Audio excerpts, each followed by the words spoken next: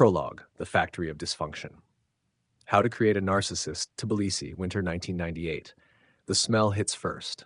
Damp coal, rotting garbage in the stairwells, then the walls, peeling like diseased skin, exposing bricks like open wounds. The banister wobbles. The third step creaks. On the second floor to the left, behind a door with chipped paint, a single candle burns.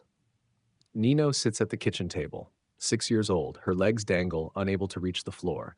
The power is out again, like so often, like almost always. On the table in front of her, a dented tin can, a tea light underneath, remnants of other candles inside, pink, yellow, white, melted together into a murky brown. She pours the liquid wax into an empty yogurt cup. Her tongue sticks out between her lips. Concentration, not play. This is not a hobby. This is survival. She will need this candle later to do her math homework. Without this candle, no homework. Without homework, shame. And shame means, she doesn't know it exactly yet, but she feels it. Shame means loss of something, of everything. Her father returns from nowhere, Georgie, broad shoulders but stooped, hands that once built things, now empty. He sits down at the table. Bread lies there, dry, white cheese, crumb a glass of water. He takes a paper napkin, just one. With a calm, precise motion, he tears it into two perfect halves. He places one next to his plate. He slides the other over to Nino. This way you have two. It's not a question. It's not an explanation. It's law. Nino looks at the half napkin. She understands. This is how the world works. You take what is there and you stretch it. You share, but not out of generosity, out of scarcity. Every resource is precious. Any waste is a betrayal. Her father eats in silence, chews slowly. His gaze goes through the wall, through time, into a past where he was still someone. Now he is, a loser without a job. A man in a world that measures men by their usefulness. Useless. Nino watches him. She learns. Christmas 1998. Her father comes home with red hands. The cold has cracked them open. In his hand, a brown paper bag. He places it on the table, says nothing. Nino opens it. A happy meal. The fries are lukewarm. The burger is cold. The fries are soggy and stuck together. It is the first McDonald's meal of her life. Her eyes light up. All her friends had already had one. All of them. Only she hadn't. She was the only one who could never talk about the Golden Arches. The only one who lied when the others asked, "Have you ever been to McD's?" The only one who stayed silent. Now she can tell them. She eats slowly. She celebrates every bite, the salt on her lips, the soft, somehow sweet bun. In the end, she washes the plastic toy, a small grinning penguin, and places it on her shelf. A holy relic, something that proves we used to have two. We used to be two. She doesn't fully understand it yet, but the lesson digs itself in. Ownership is not about use. Ownership is proof. Ownership is a weapon against shame. Parent-teacher conference. Nino stands there with her report card. Straight A's. Perfect. The teacher praises her. Your daughter is exceptional. The best in the class. At home, her father takes the report card, skims it. His eyes wander over the grades like an inventory list. Good. That's how it should be. No smile. No hug. No, I'm proud of you. No, well done. Just, that's how it should be. Nino waits. Waits for something that doesn't come. Her chest feels tight, but she doesn't know why. She did everything right after all. She was the best. The best. And her father nods, puts the report card away, turns his back. The lesson? Excellence is an expectation, not a merit. Recognition is something you have to earn, but it never comes. You chase a horizon that keeps retreating. And if you don't run, if you stumble, if you slow down, if you show doubt even for a second, then you are nothing. Nino is 16. Her phone rings, 8:03 p.m. She is sitting with friends in a backyard. Somewhere, music is playing from an old recorder. They are laughing. Dad? Her father's voice, icy, like a dagger of frozen air. Where are you? You are coming home right now. But Dad, I'm just... A decent woman spends her evenings with her family. What do you think people will say? That you're roaming the streets like a... He doesn't say the word. He doesn't have to. Nino gets up, says a hasty goodbye. The walk home is long. Her cheeks burn with shame. Her father is waiting at the door. His look is accusation enough. She learns. Women's bodies do not belong to women. Women's bodies belong to the family's honor. Every minute she spends outside is stolen honor. Every look a man gives her is a risk. Her very existence is a risk. At 18, she loses her virginity. A boy from the neighborhood, anxious, awkward, just as clueless as she is. It happens fast in a dimly lit room that smells of dust and fear. It hurts. It doesn't feel like anything special, just like a disappearance. Something inside her, gone. Her father must never find out, never. Nino learns to lie. Perfectly. Her eyes remain calm when she speaks. Her voice doesn't tremble. She invents stories, excuses, alibis. She builds a second Nino, one that her father is allowed to see. The pure one, the obedient one, the intact one. The real Nino disappears behind it. Her father believes her, every word. Until her wedding, years later, he will believe that his daughter is untouched. His project, his trophy, his extended honor. The lesson, the truth is useless. The truth is dangerous. The truth is what destroys you. Lies are the currency with which you buy freedom. Her mother, Nana, a shadow in an apron. She wipes surfaces that are already clean. She rearranges things that are already in place. Her face is a single wrinkle of worry. Forehead, cheeks, corners of her mouth, all in permanent contraction. She hardly ever leaves the house. The world out there is a dangerous place, full of accidents, full of diseases, full of men who mean harm, full of things that can, will, must go wrong. Her father does the grocery shopping. He leaves the house, comes back with bags. Her mother takes them, puts things away, checks them over.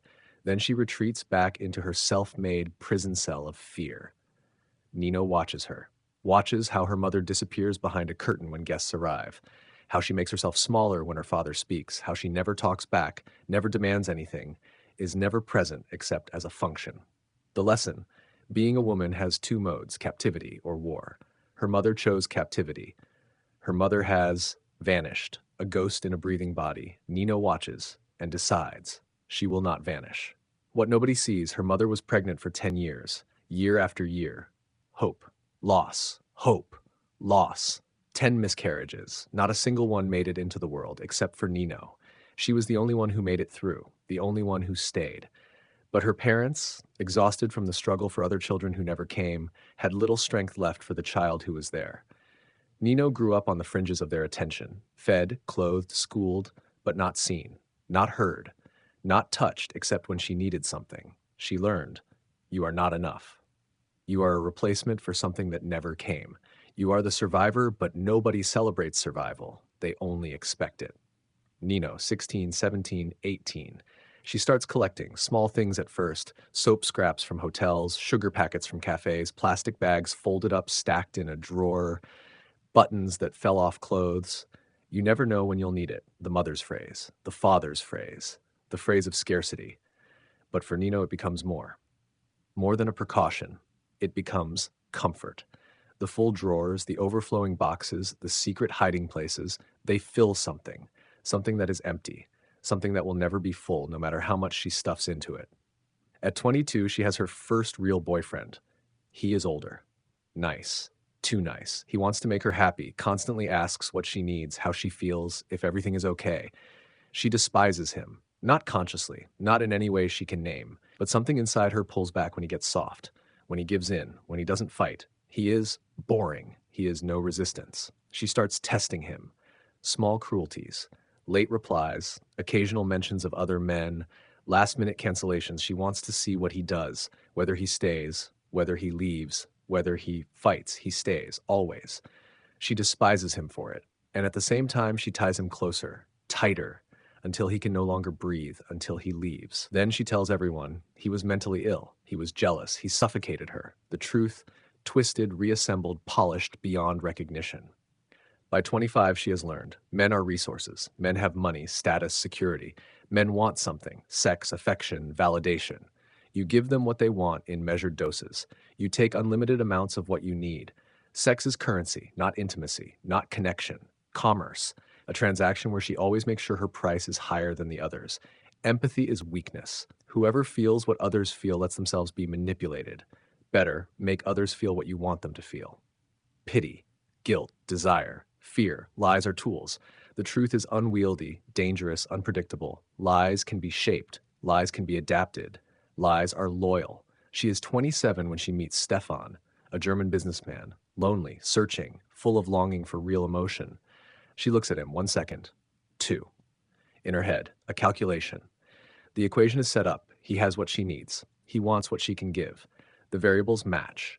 She smiles. The smile of a child who has learned that melting hearts is the best weapon. What she doesn't know will never know. She is not evil. She is programmed. Every cruelty she commits is an echo of the father who tore napkins and withheld love, an echo of the mother who vanished, an echo of the scarcity that never stopped starving, an echo of the miscarriages that made her a replacement, an echo of the virginity that was a prison, an echo of the lies that were her only way out. She believes she is surviving. She believes she is winning. In truth, she is just repeating, over and over again, the pattern that was written into her before she could understand it. Victim, perpetrator, victim, perpetrator. The circle closes again and again, and one day, far in the future, a child she doesn't know yet will sit at the same table, melting candle remnants, sharing napkins, learning that love is a business and empathy is a weakness. The circle will keep spinning until someone breaks it. Nino is not a villain. She is a product of poverty that teaches greed, of control that teaches manipulation, of lovelessness that teaches emptiness, of terror that teaches lies. That doesn't make her actions any less devastating. That doesn't make the pain she causes any less real. But it makes her understandable, tragic, trapped in a pattern she didn't choose but confirms every day. A slave to her own programming who believes she is free. Year after year, she saves for the apartment in Georgia. Year after year, she collects toothpaste, hand cream, wet wipes, stolen treasures. Year after year, she manipulates men, systems, authorities, the truth. And year after year, the hole inside her grows larger. Nothing is ever enough. Not money, not validation, not a man, not a child. The hole that was dug into Tbilisi in the candlelight of a moldy kitchen cannot be filled. It can only be fed, for a while, over and over again. One day, Georgie the father will no longer remember her. Alzheimer's. The man who tore every napkin, who guarded her virginity like a treasure, who never told her he was proud. This man will look at her with empty eyes and ask, "Who are you?" It will hit her like a knife. Not the loss of the father, the loss of the chance for what never came, the words he never said, the hug that never happened, the report card that finally should have made him beam with pride. She will stand at his sickbed. She will hold his hand, and she will understand. He has always been gone, always empty, always lost, just like her. The story that begins here is not a story of good and evil. It is a story of wounds that create wounds, of pain that causes pain, of people who break and drag others down with them when they fall. Stefan will fall, Nicholas will fall, and Nino has been falling for a long time. Ever since the moment she sat at the kitchen table, melting candle remnants. Ever since the moment she learned, you are not enough. Ever since the moment she decided she would never be a victim again. Instead, she became both, victim and perpetrator, prisoner and prison guard. The cycle of toxicity has no tangible beginning, only echoes that keep reverberating. And sometimes, rarely, but sometimes someone breaks the cycle. Sometimes someone survives, recognizes the pattern, refuses to pass it on. Whether that's possible here in this story, that remains to be seen. For now, there is only a 6-year-old, a candle, a half napkin, and a horizon that keeps retreating, no matter how fast you run. Chapter 1: Constructing the Illusion. Tbilisi, Fall 2018. The cafe was called Lolita and was everything Stefan imagined the new Georgia to be. Industrial brick walls, Edison bulbs on bare wires, baristas with tattoos and leather wristbands serving flat whites with geometric patterns in the foam. Instagram-ready authenticity. He sat alone by the window with his laptop closed. The emails could wait. Stefan was 35, a German businessman currently setting up a project here, something involving imports and local products, the details blurring even in his own head. What didn't blur was the loneliness. That weight behind his breastbone that grew heavier the longer the day lasted, the emptier the evenings became, the more often he returned to hotel rooms that didn't smell like him. He was longing, not for sex, not for adventure, for something he couldn't name because he'd never had it. A home that was more than just an address, a hand that reached for his and meant it, a person who stayed. The door opened. A breeze. Someone entered the cafe. Stefan didn't look right away, but his body registered it. A shift in the air, a drop in the noise, as if the other guests had fallen silent for a moment. He looked up. She was standing at the counter, not strikingly beautiful. That was his first thought. Not one of those women who knew they were beautiful and wielded it like a weapon.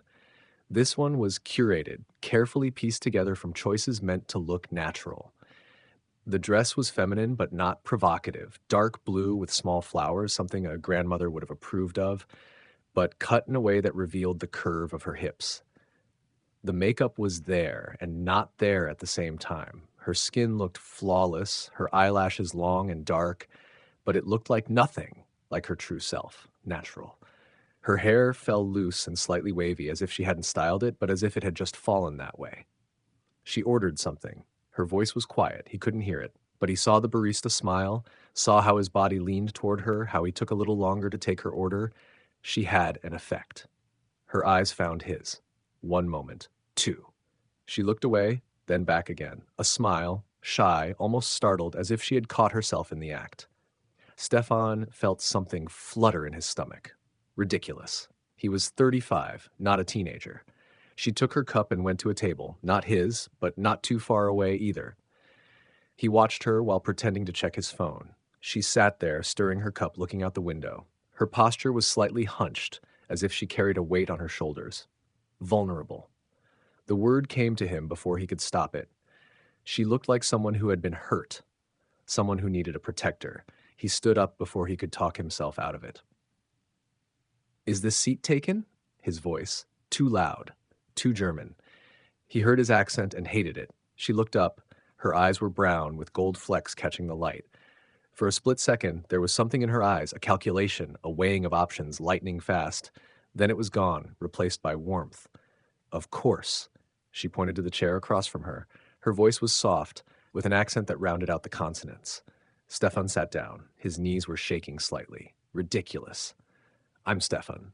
Nino." They talked. About Tbilisi, about the cafe, about his job, about her studies. Economics, graduated, but no real career afterward. Superficialities first. Then came the depth, layer by layer, like puff pastry. She asked about Germany. He talked about the grayness, the efficiency, the loneliness in a culture that found emotions suspicious. She nodded, as if she understood. He asked about Georgia, and that's when she changed. Her voice slowed down, her eyes grew moist, but the tears didn't fall, she just let them shimmer. "It was hard, my childhood." A pause. The war, the poverty afterward. We had nothing, sometimes not even electricity. She told him about the candles she had poured from scraps just to do her homework, about the first Happy Meal her father brought her when she was 6, cold but precious, about being the best in school without ever getting any recognition for it. Stefan listened. Every word pierced through him. Here sat someone who had truly suffered. Not like him, with his luxury problems, his loneliness in heated rooms. She had known scarcity, real scarcity, and yet she was here, with this smile that broke through every now and then like sun through clouds. He wanted to protect her. He wanted to show her that the world wasn't just scarcity. He wanted to be the hero of her story. Second date. A restaurant this time, a table with wine. She talked more about her relationships. My ex-boyfriend. Her gaze dropped. Her fingers played with the stem of her wine glass. He was so jealous. He always wanted to know where I was, who I was talking to. It was suffocating. Stefan nodded. "That sounds terrible." "Yes." Her voice almost broke. And the one before him, he was even worse.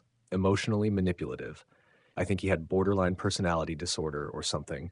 He always made me feel like everything was my fault. She looked up. Her eyes met his. "I just have no luck with men. I always attract the wrong ones." Silence. Stefan felt something rising inside him. Not just pity, something stronger. An urge.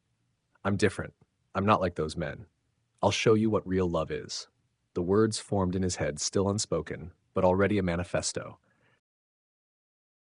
Third date. A walk through the botanical garden. The leaves were turning gold and red. The smell of damp earth and decay hung in the air. They walked side by side, her shoulder brushing his. He stopped, turned to her. The moment had come. He leaned in to kiss her. Her hand came up. Soft, but firm. She placed it on his cheek. "Stefan?" Her look was sad, painfully sad. "I like you. I really do. But," she lowered her gaze. A sigh rippled through her entire body. "I've been hurt so badly by men, over and over again. I need to take things slow, for me, for us." She looked up again. Her eyes were shining. "Intimacy is something sacred to me. Do you understand?" Stefan nodded. His jaw was tense, his chest pounding. "Of course, I understand. You're not like the others." Her hand slid from his cheek to his chest and rested there over his heart. I feel that, but I need to be sure, really sure. She took a step back and smiled, that shy, wounded smile. He stood there, amidst the falling leaves, unaware that he was currently being programmed. Later, alone in his hotel room, he thought about her. Finally, someone real. Not some superficial German career woman who only talked about salaries and vacations. Not some Tinder swiping machine with filters and prepackaged poses. Nino was real. She knew suffering, she knew values, family, loyalty, tradition. But freedom too, he thought. She had worked her way up from poverty. She had gone to college. She was here in this cafe alone, strong enough to say no when she wasn't ready, his heart squeezed. I can show her that not all men are assholes. I can give her the life she deserves. I can heal her. The words were warm, heroic. They felt right. They felt like destiny. What Stefan didn't see, the brief moment when her eyes first met his, the calculation behind it, the quick inventory, clothes, high quality, but understated. Watch, not a cheap one. Body language, lonely, starving, with a soft spot right where a hero wanted to be. The sentences she spoke weren't made up. They were selected, like cards from a deck. The candle story, true. The Happy Meal, true. But with a polish that made them more tragic than they actually were. The ex-boyfriends, some existed, others were composites. The diagnoses invented, researched, tacked on to elicit pity. She knew exactly what she was doing. The shy look, the turning away, the looking back, the tears that didn't fall, the hand on the chest, over the heart. Every move was choreographed, not consciously in the sense of being maliciously planned, more like automatically, ingrained through years. The toolkit that had allowed her to survive, in a world where men held power and women had to learn to navigate that power, redirect it, and use it to their advantage.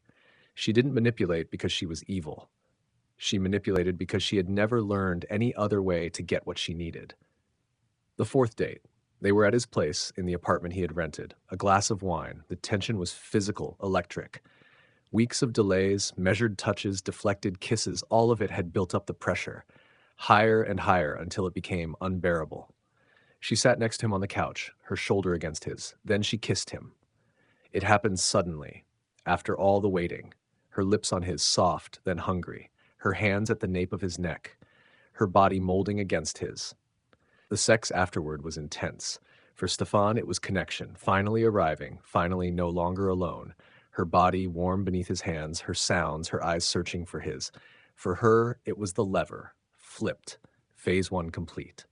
She stayed the night. In the morning, he made coffee and brought it to bed. She smiled, sleepy, soft, as if she were a different person. Thank you, she said. Her voice was raspy from sleep.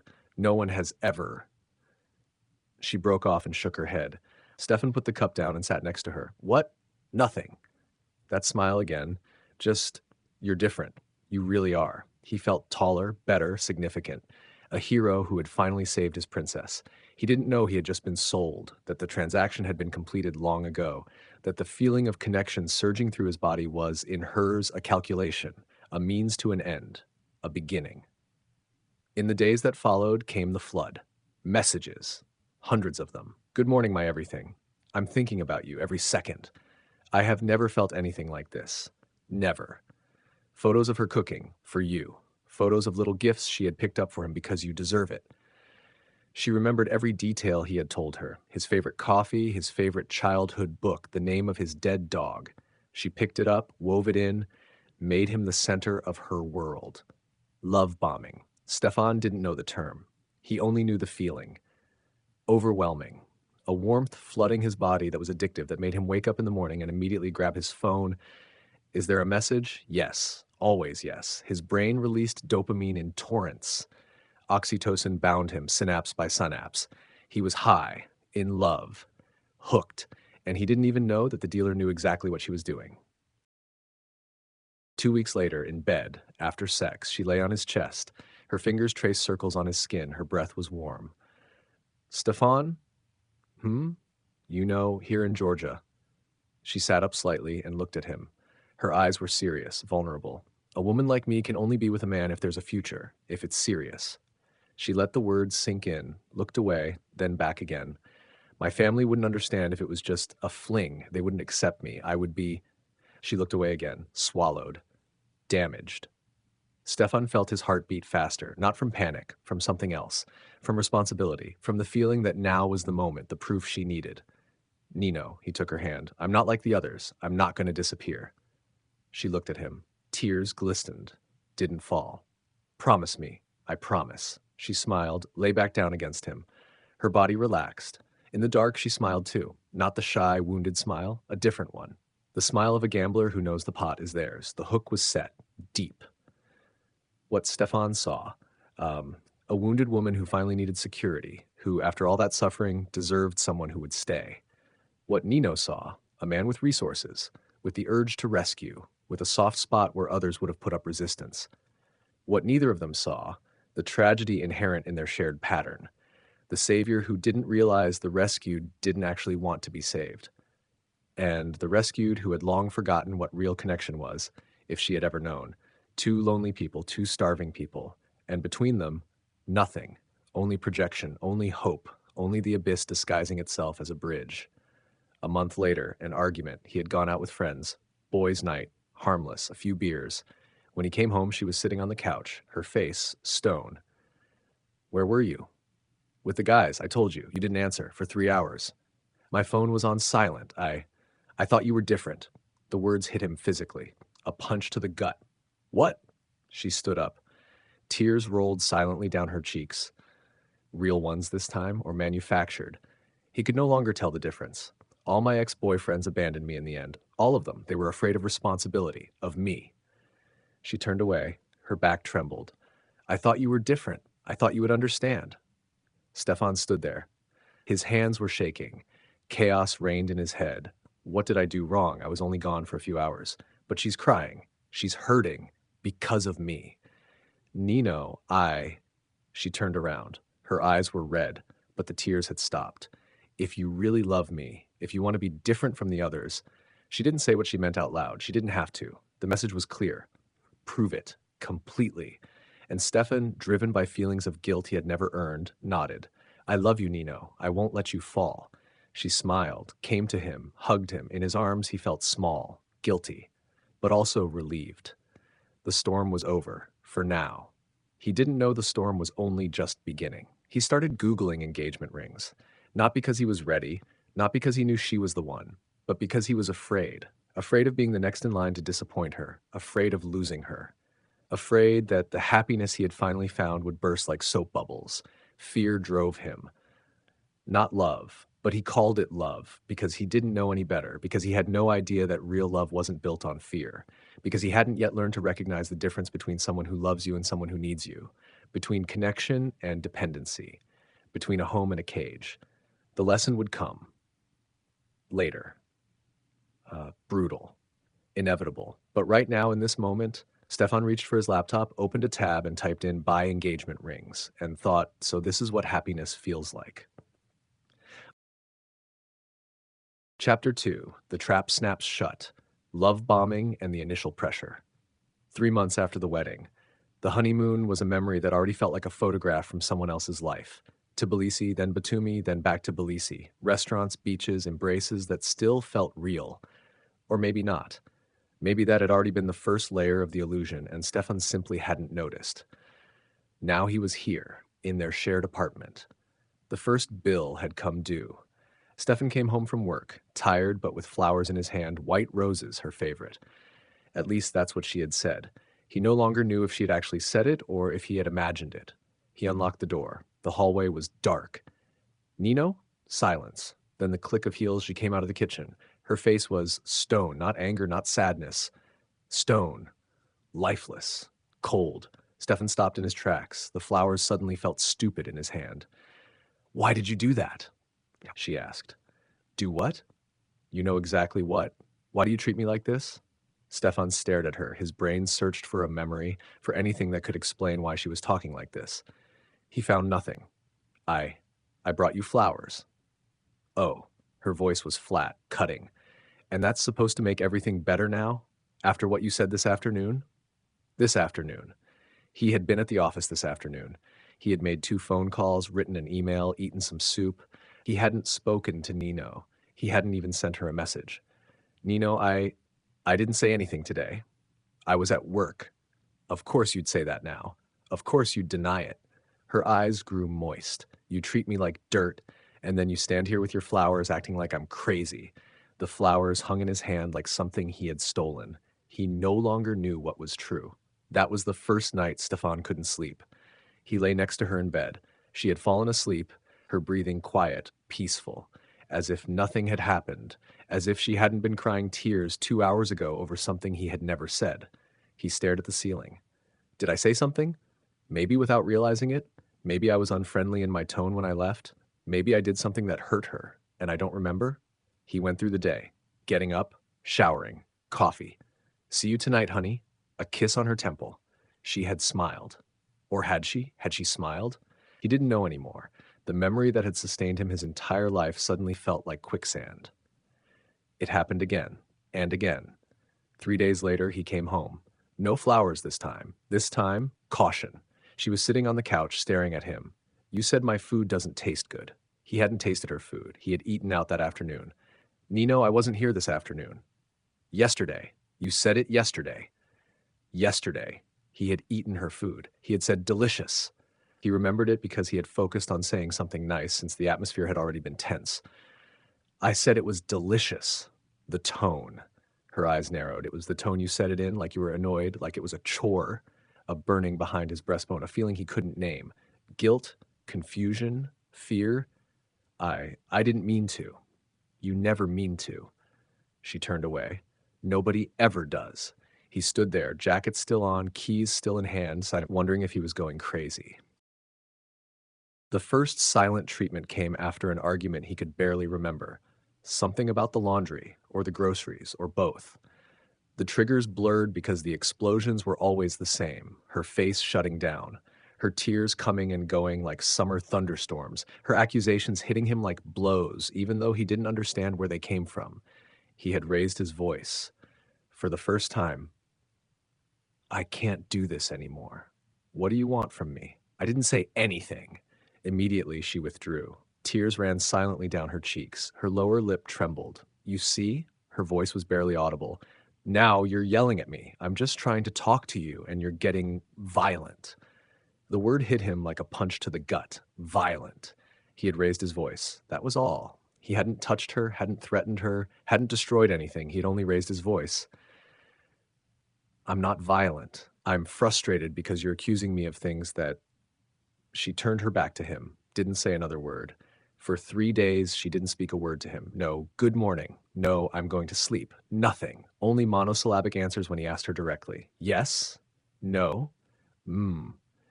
He slept on the couch, not because she had asked him to, because the silence in the bedroom was unbearable. On the 4th day, she came to him. He was sitting at the kitchen table, his head in his hands. She hugged him from behind, her arms around his neck, her breath warm against his ear. I'm sorry, she whispered. I'm just so broken sometimes because of my past. You know how I grew up. Stefan closed his eyes. The relief flooding through his body was overwhelming. The war was over, finally. It's okay, he said. We'll get through this. She kissed his temple, right where he always kissed her. In that moment, he loved her more than ever before. Not in spite of the pain, because of the pain. Because the pain made the reconciliation so sweet. Because the darkness made the light so precious. He didn't know that this was the point. The pattern, the cycle, tension, explosion, reconciliation, honeymoon, and then starting all over again. 6 weeks after the wedding, she wanted to get pregnant. It's time, she said one evening. They were lying in bed, her head on his chest. Time for what? For a baby. For a family. Stefan remained silent. Thoughts raced through his mind. Too soon. We barely know each other. The marriage isn't stable yet.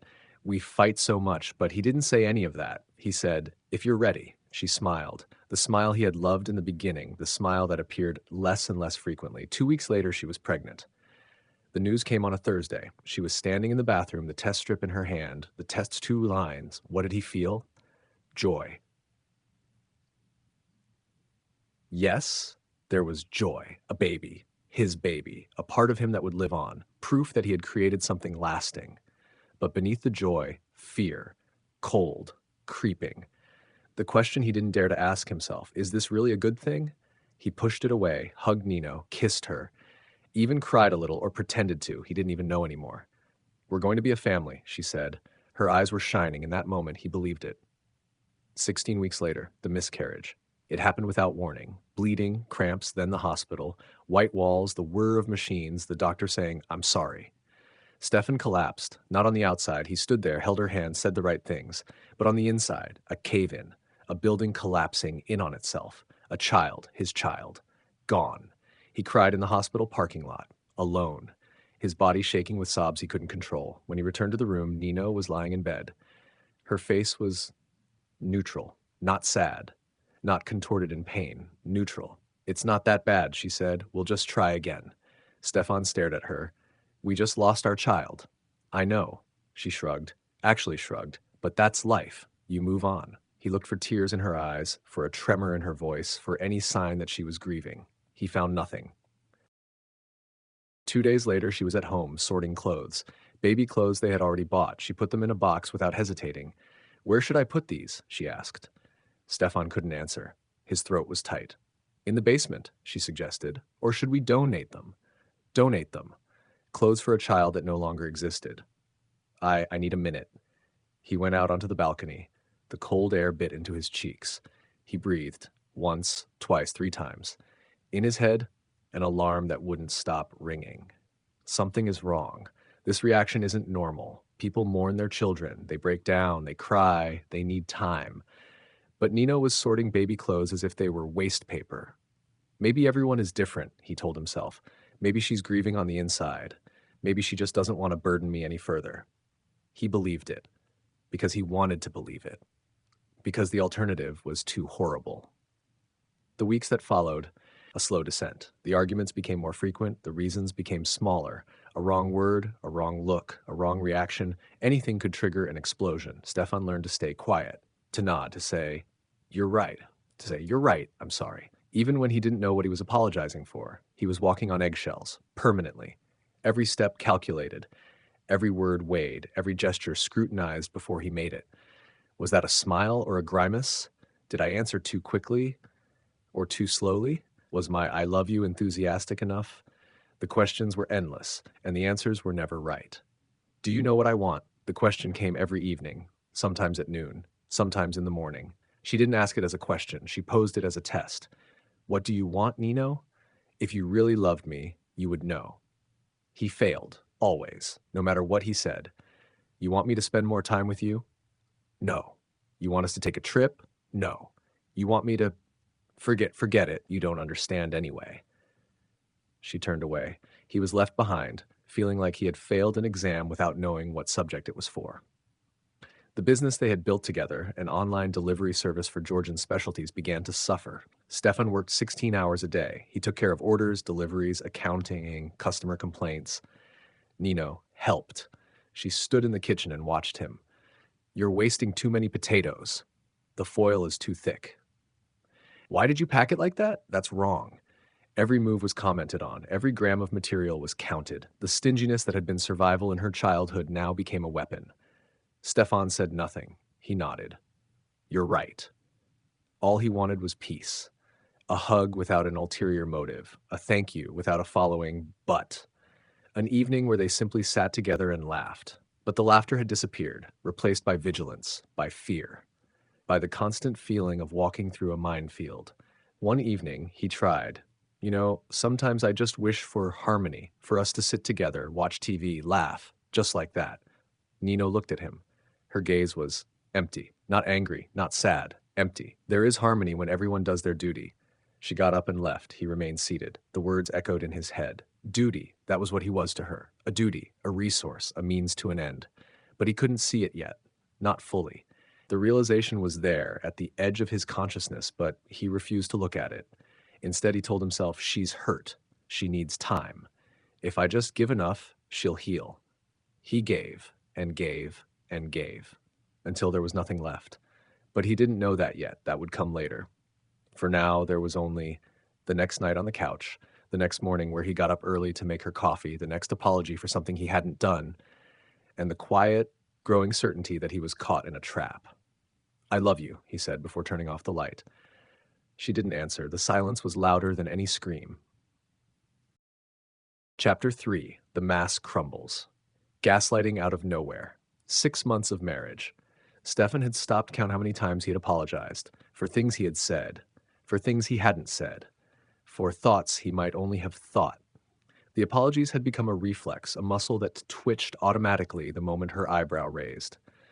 He was no longer the same man who had sat in a cafe in Tbilisi a year ago.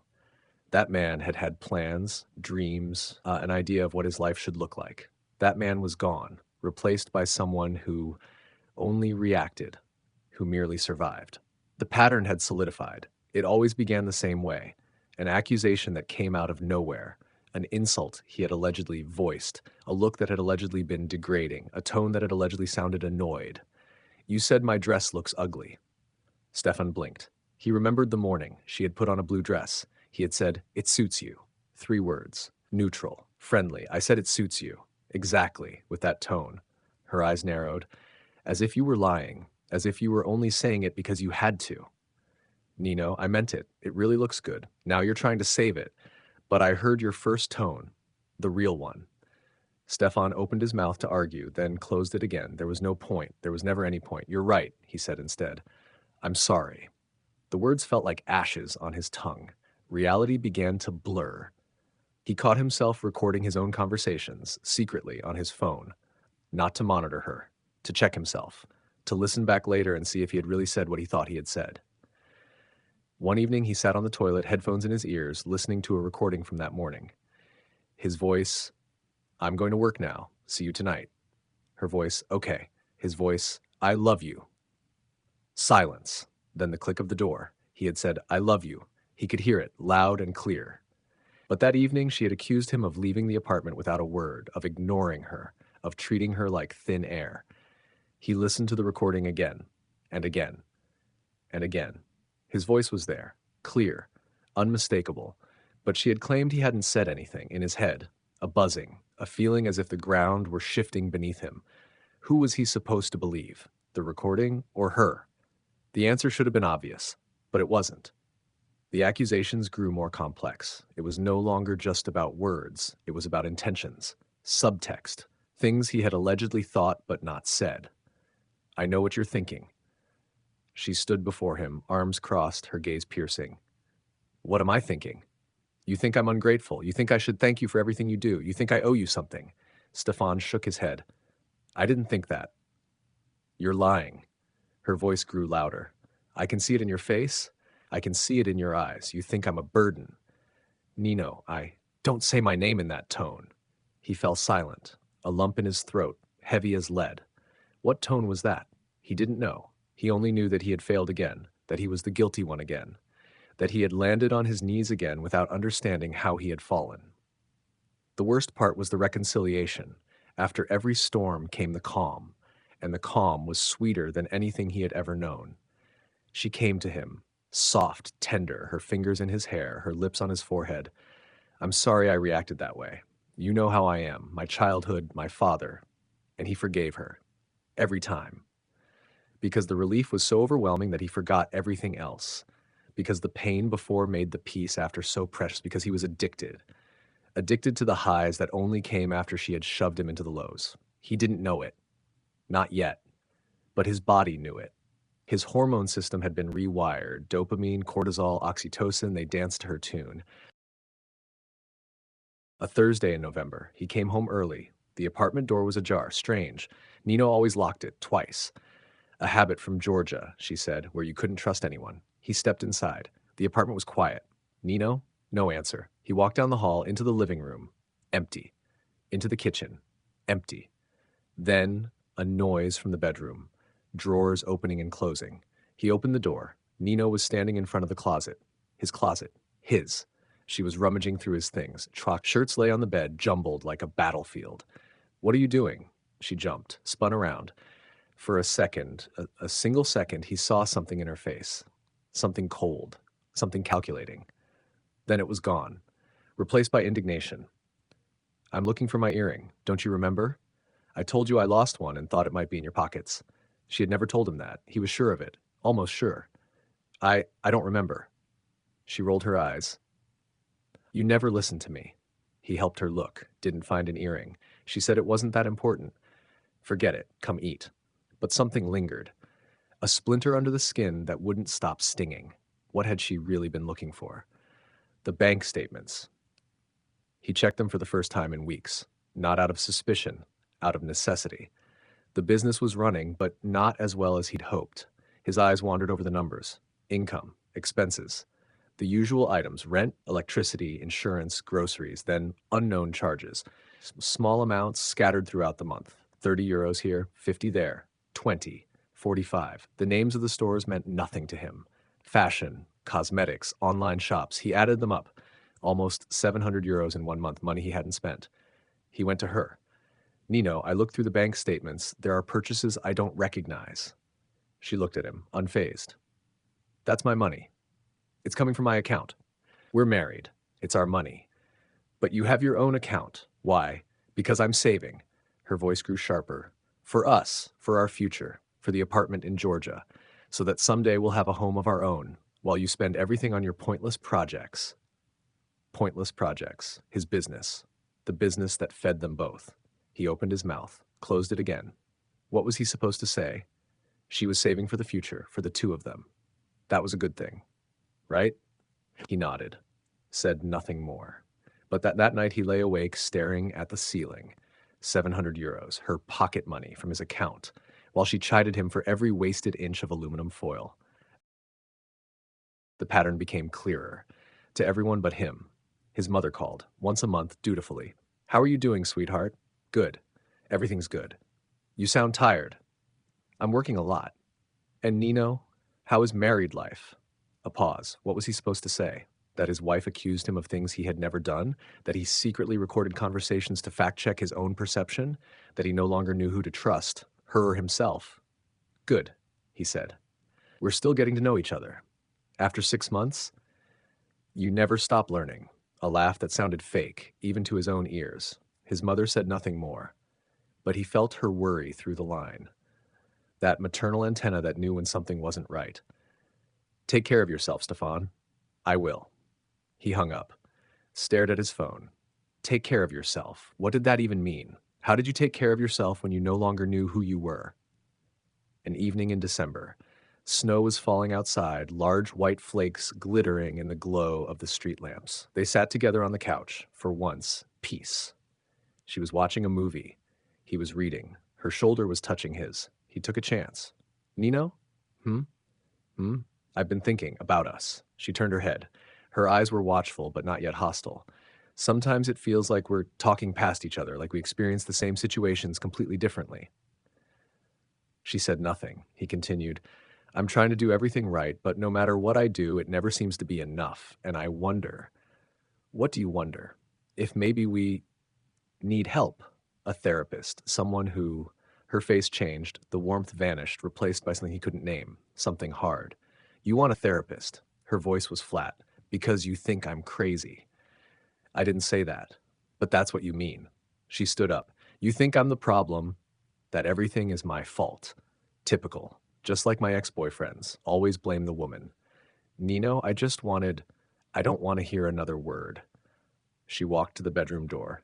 Sleep on the couch tonight. I need some space from you. The door closed, the click of the lock.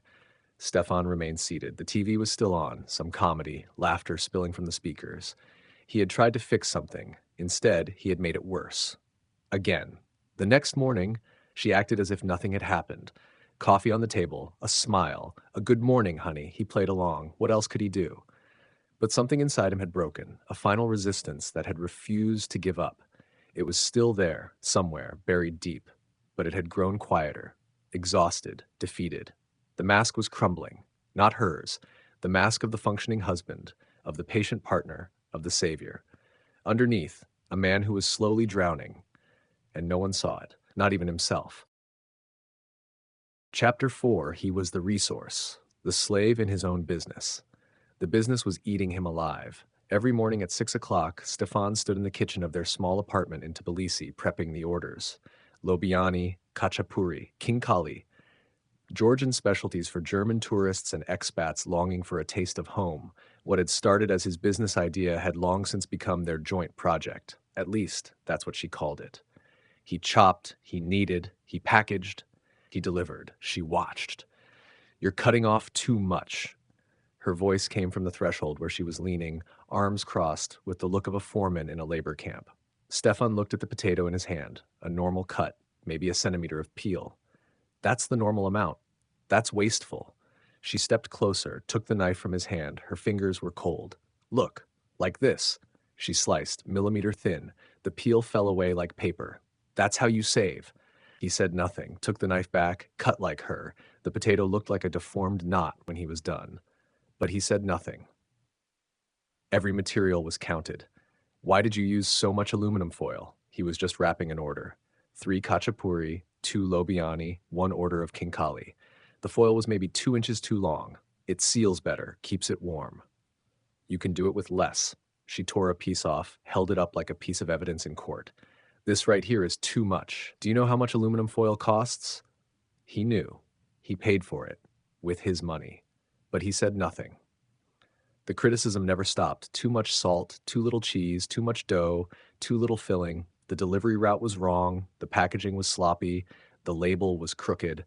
Stefan began to slow down every movement, overthink every cut, weigh every gram, not out of precision, out of fear.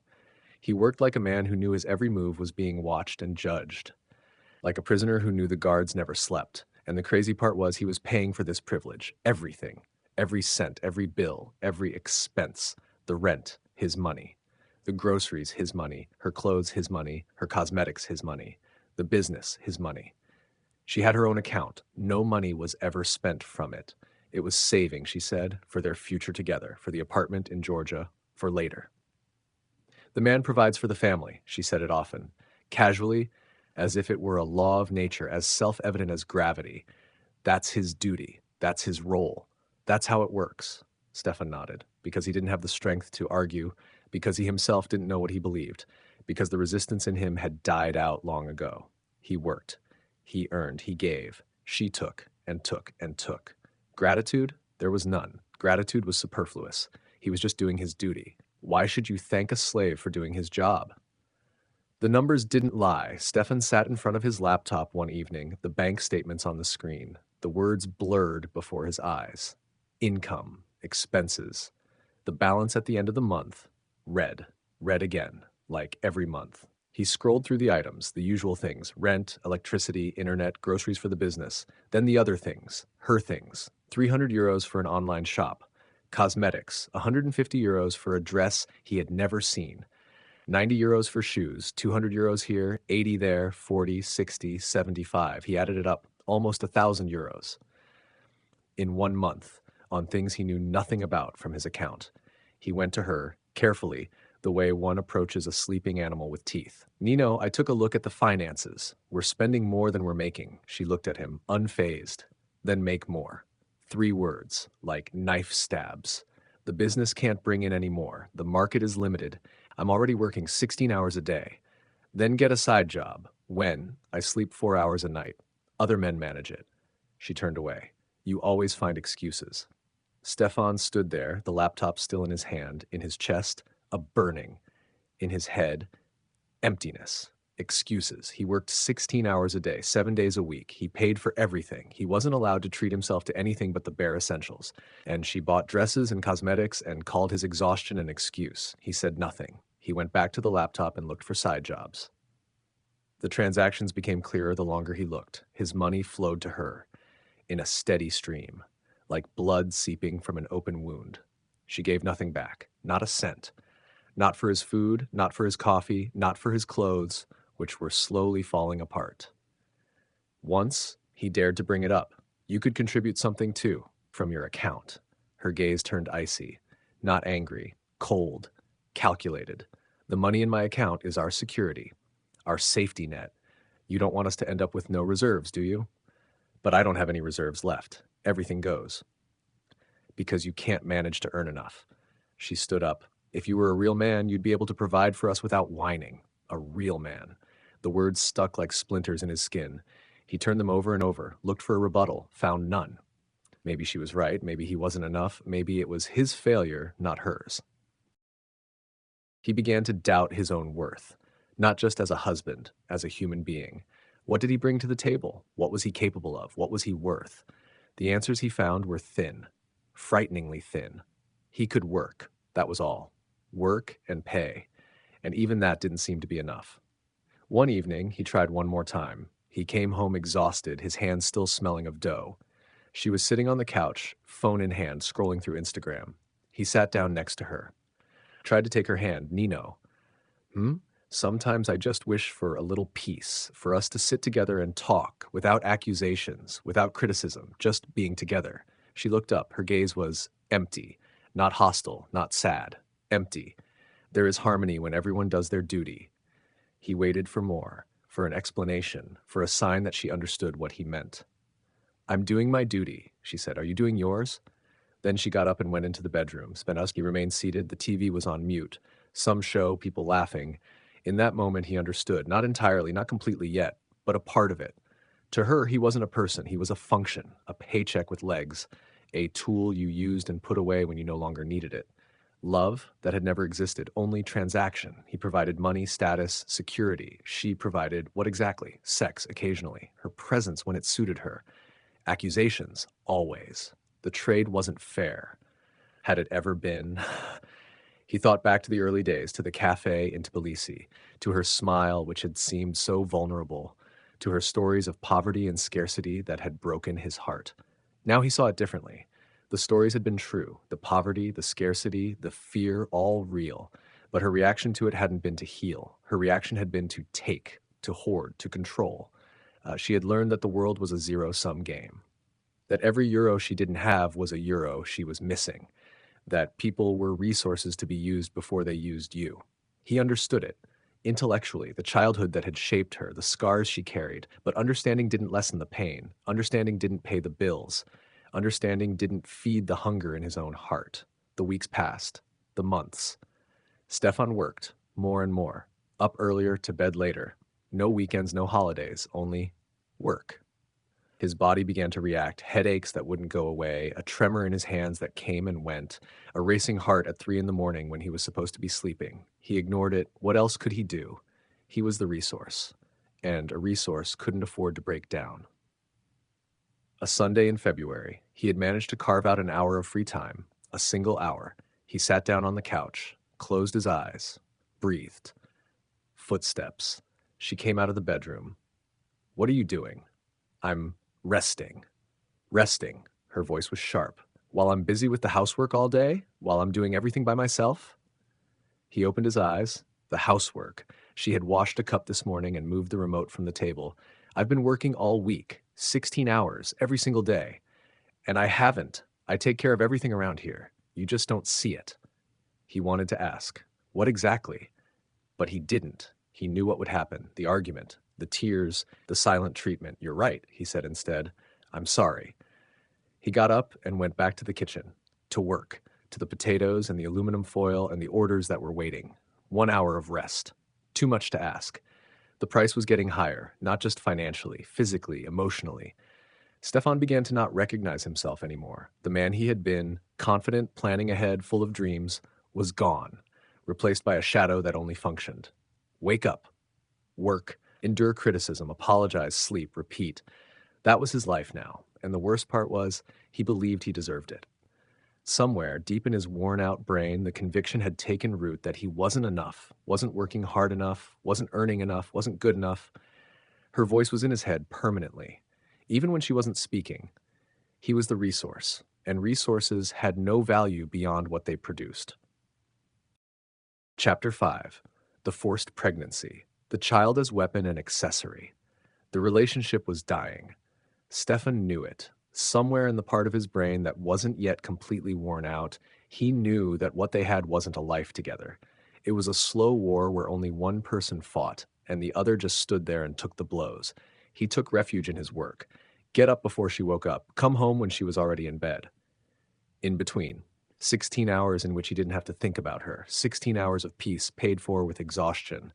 Sex had become less frequent. Once a month, maybe. Mechanical. Short. A body doing its duty. He didn't notice that she noticed. I want a baby now. She said it on a Wednesday evening while he was cooking pasta. No let-in, no preparation. Just these 5 words, as casually as if she had asked for the salt. Stefan turned around. Says the wooden spoon in his hand dripped sauce onto the floor. Now, it's time. She crossed her arms. Her voice brooked no contradiction. We're married. We're working. When else? He thought about the business that was barely surviving, about his bank account, which grew redder every month, about the fights, the silence, the wall between them that grew higher every day. I don't know if this is the right time. The right time never comes. She stepped closer. Her hand rested on his arm, warm, almost tender, a feeling he had almost forgotten. We'll manage, together. Together. The word sounded foreign in his mouth as he nodded. Okay. The night that changed everything came 3 weeks later. They had sex. One of those rare moments when she touched him, when her body sought out his. Stefan tried to find something in it, connection, intimacy, something real. Right before he came, he felt it. Her hands, suddenly no longer caressing, gripping. Her fingers dug into his back, her nails vices. She clung to him with unexpected strength, pressed her lower body against his, held him tight. What are you doing? No answer. Only her grip tightening. He tried to push himself away. His body wanted to dodge, but she held him with a strength he hadn't expected, with a determination that had nothing to do with desire. In that moment, in that panicked, confused moment, he came. She let go immediately, rolled onto her side. Her breathing was calm, even, as if nothing had happened. Stefan lay there, panting, his skin cold with sweat. What was that? He knew what it was. His body knew it, but his mind refused to name it. 3 weeks later, the test was positive. Nino stood in the bathroom, the strip in her hand. 2 lines. What she had wanted. I'm pregnant. Stefan looked at her, searched for joy in his heart. Found emptiness, fear, guilt. Guilt, because he felt no joy. Guilt, because a part of him knew what had happened that night. Guilt, because he had let it happen. Guilt, because he hadn't stopped it. That's great, he said. The words felt wrong, like a mask that didn't fit right. Finally. She smiled, the smile he had loved in the beginning, the one that only rarely appeared now. We're going to be a family. Family. The word he had always wished for. Now it sounded like a chain. The pregnancy changed her, not for the better.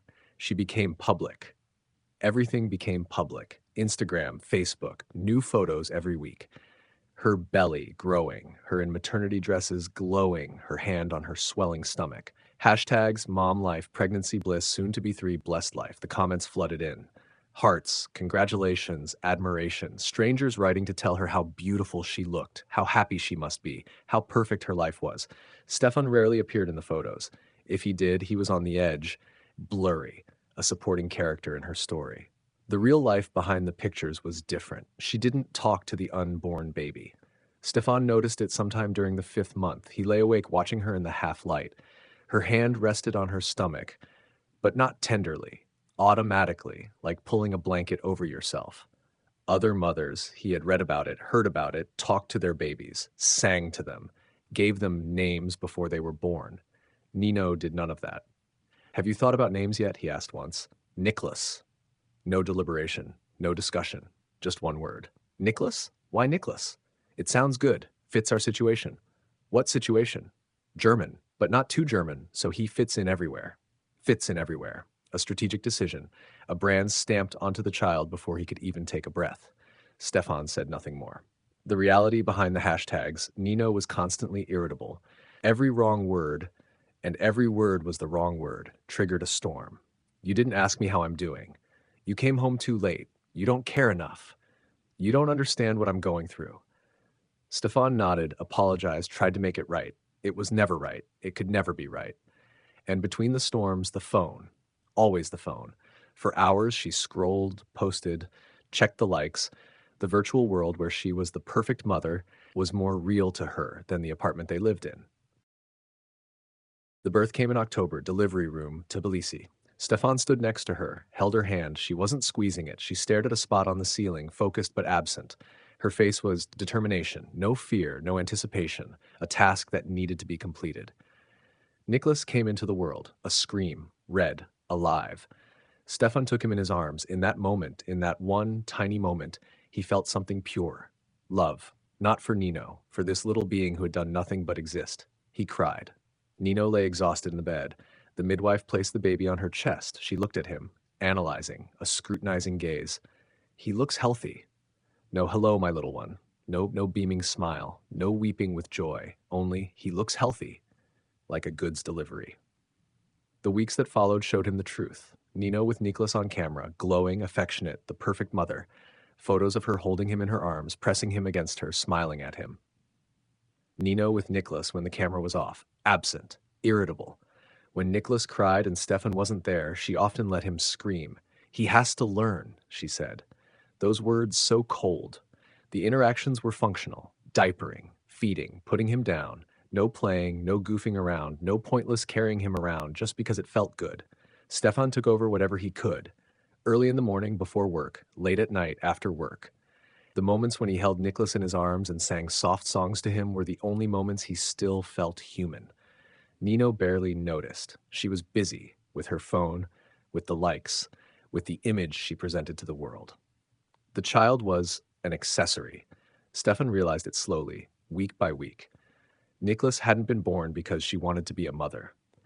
Nicholas had been born because being a mother was a status, a role to be played, just another element in a carefully curated life. And Nicholas was something else too, leverage. Stefan felt it during every argument, the unspoken threat hanging in the air. If you leave, you take his father away. If you don't obey, I'll suffer and he'll suffer too. If you leave me, you'll never see him again. The words were never said out loud. They didn't have to be. He felt them, with every criticism, every accusation, every silent treatment. The child was the chain that bound him. The child was the reason he had to stay. Do you know what I want?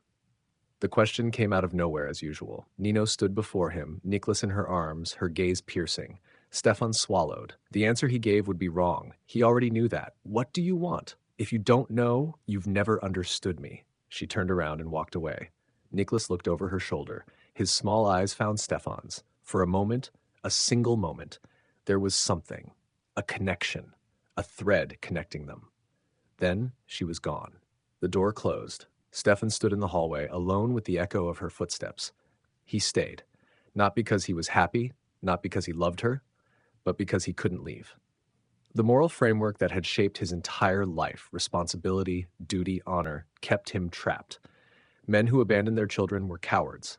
Men who fled from responsibility were despicable. So he stayed, worked, paid, endured, held his son in his arms as often as he could, and tried not to think about what this woman, this stranger he had married, would do with the rest of his life. The answer would come.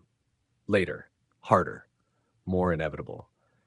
But for now, there was only Nicholas's breath on his chest, the soft sniffling when he fell asleep, the tiny fingers closing around his thumb, and the certainty that he would endure anything for this little being, even her.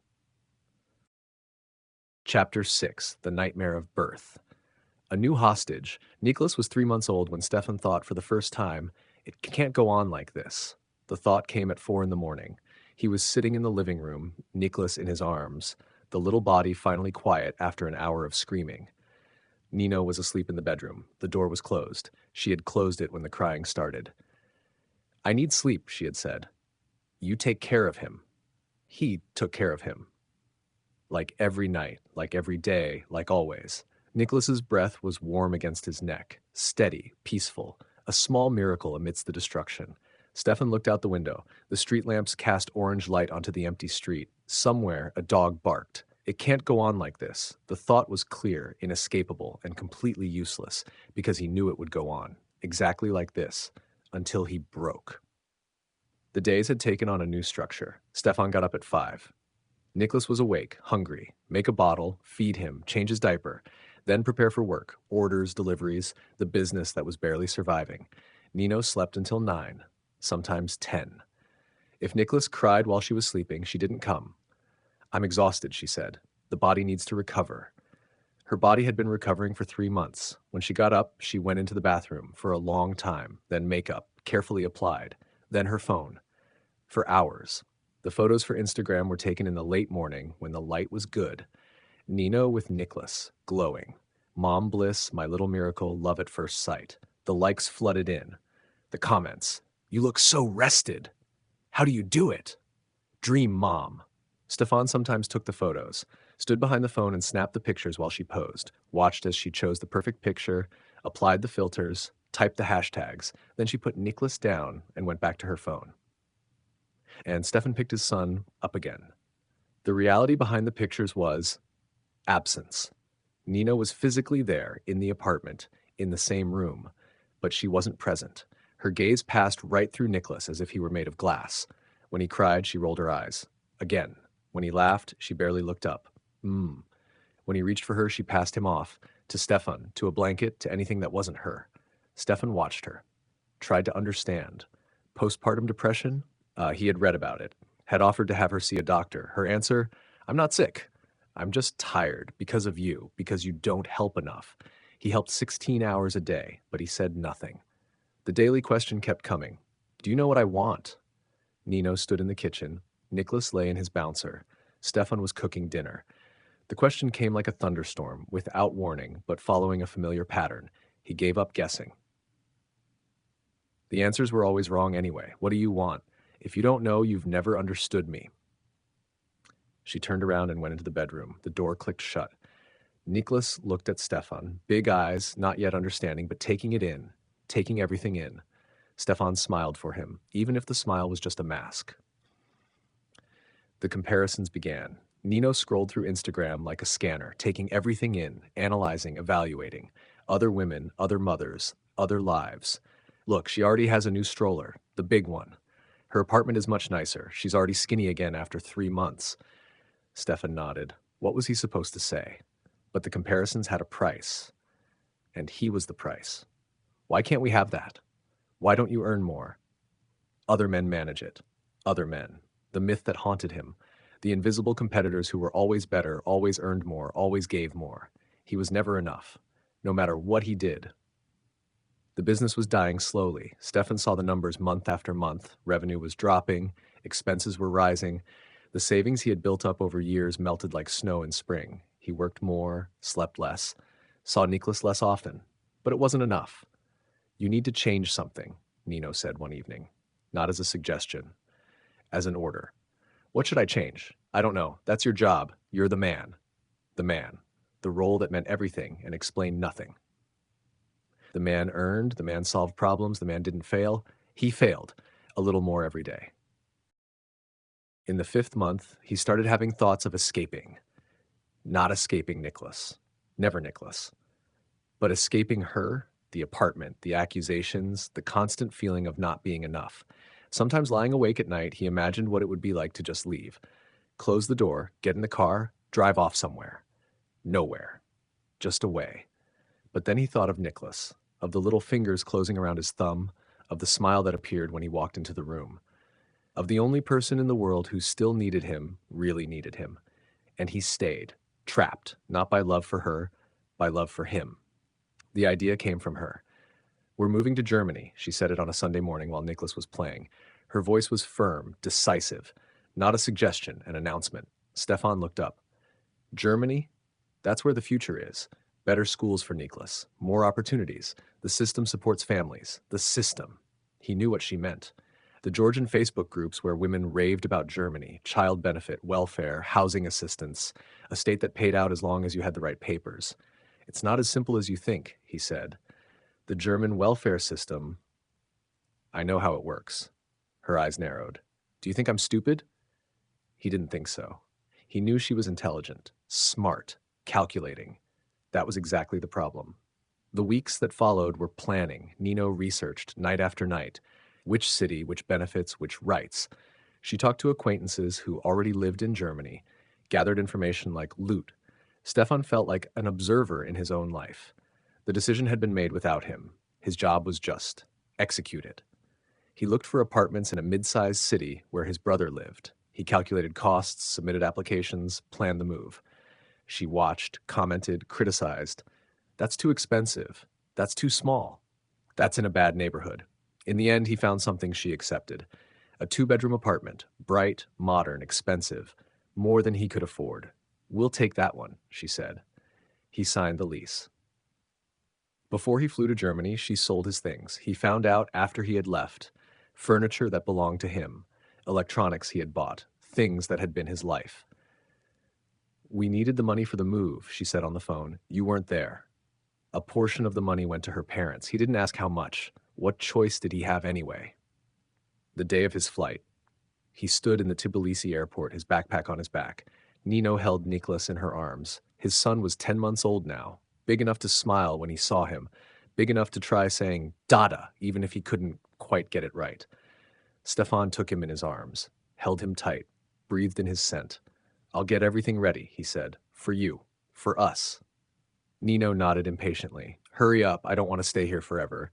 He kissed Nicholas on the forehead, gave him back, went through security.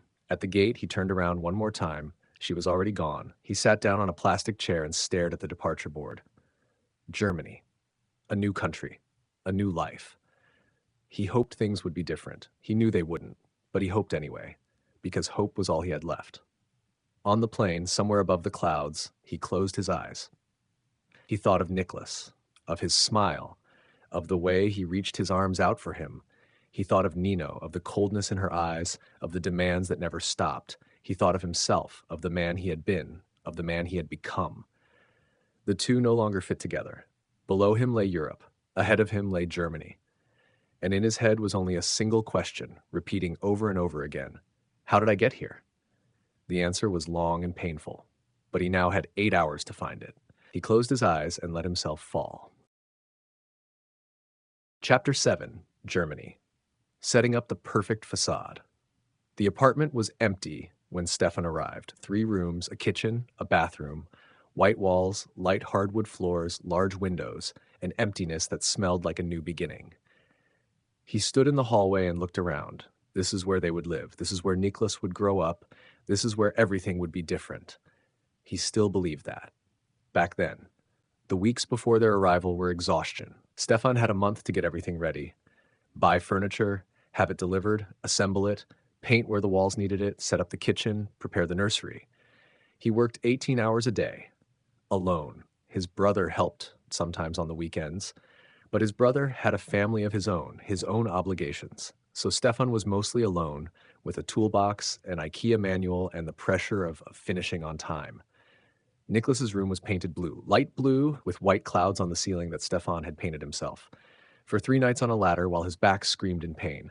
The kitchen became modern, new appliances, expensive ones, because Nino had said, "Nothing cheap. I cook every day." The bedroom became inviting. A big bed, nightstands, a dresser, everything coordinated, everything perfect. He sent photos every day, every detail. Her replies were short. "The shelf is crooked. The color is different than in the picture. The couch isn't the one I wanted." He changed things, fixed things, rebought things, and kept going.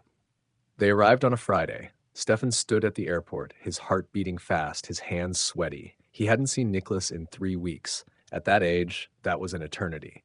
Would he even recognize him? The doors opened. Passengers streamed out. And then Nino, Nicholas in her arms. Stefan ran toward them, took Nicholas. The little one looked at him, unsure for a moment. Then came the recognition, the smile, the arms wrapping around his neck. "Dada," Nicholas said. Clear, distinct. Stefan cried. In the middle of the airport, surrounded by strangers, he held his son and cried. Nino stood next to them. "Can we go now?" The drive to the apartment was quiet. Nino sat in the passenger seat, phone in hand. Nicholas slept in the car seat in the back. Stefan drove, his eyes on the road, but his thoughts elsewhere. She hadn't said anything. No "good to see you." No "thank you for everything you've prepared." Just, "Can we go now?" He told himself she was tired. The flight was long. She needed rest. He told himself a lot of things those days. The apartment door opened. Nino stepped inside. Stefan watched her face, waited for a reaction. Joy, surprise, appreciation.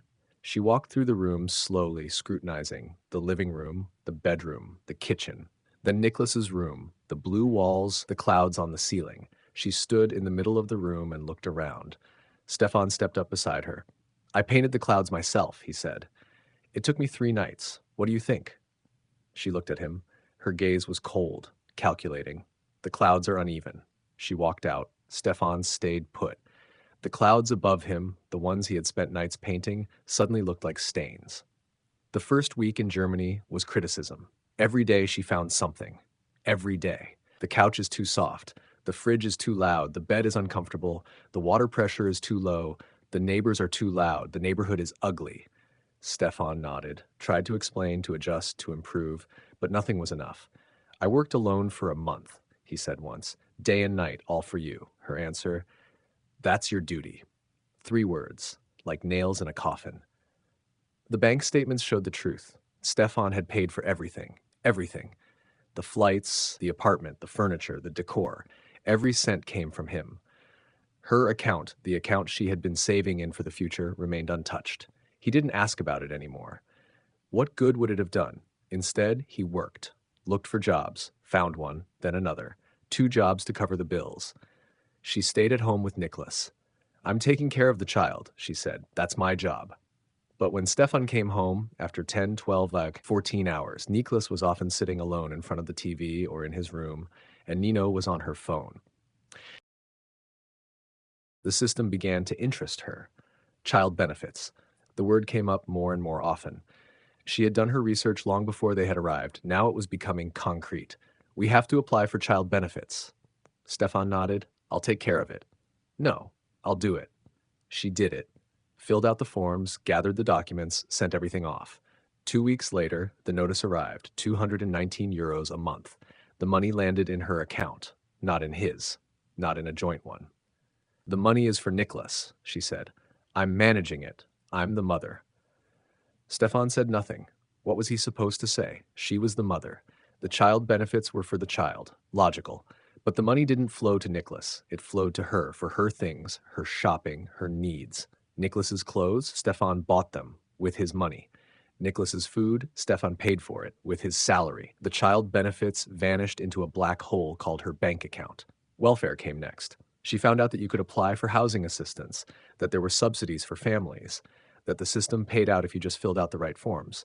Stefan was skeptical. We don't need that. I earn enough. We're entitled to it. Her voice was hard. Why shouldn't we take it? She applied.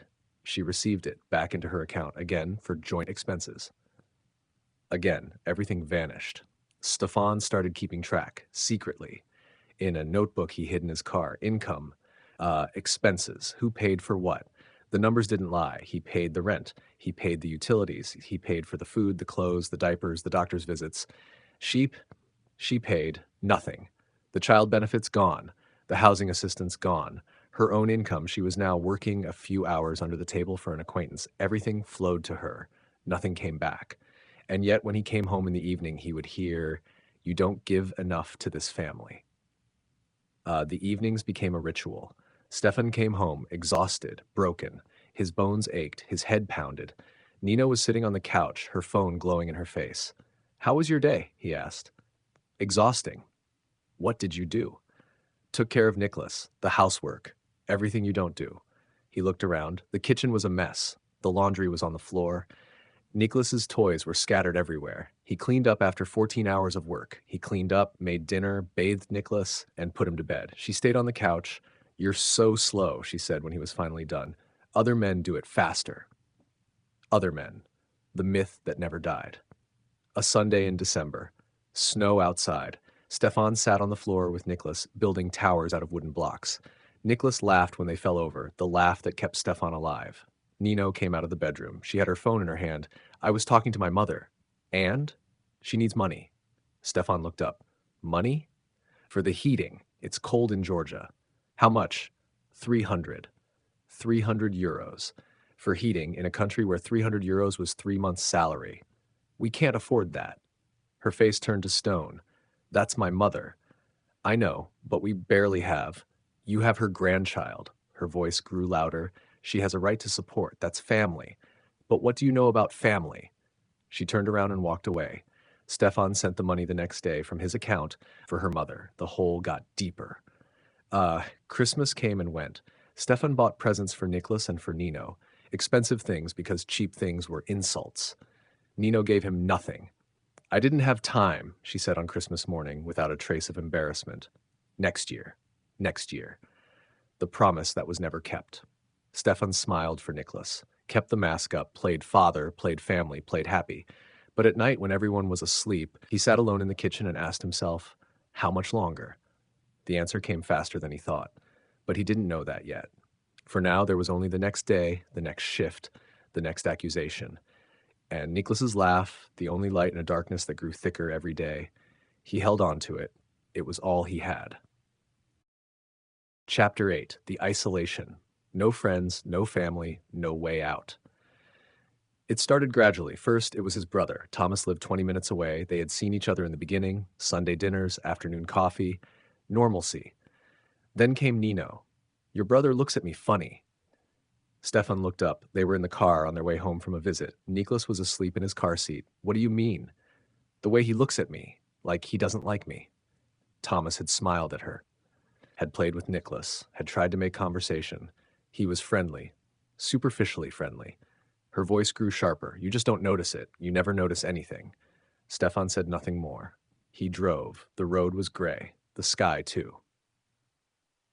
The visits to Thomas became less frequent, not because Stefan wanted it that way, because it became too exhausting.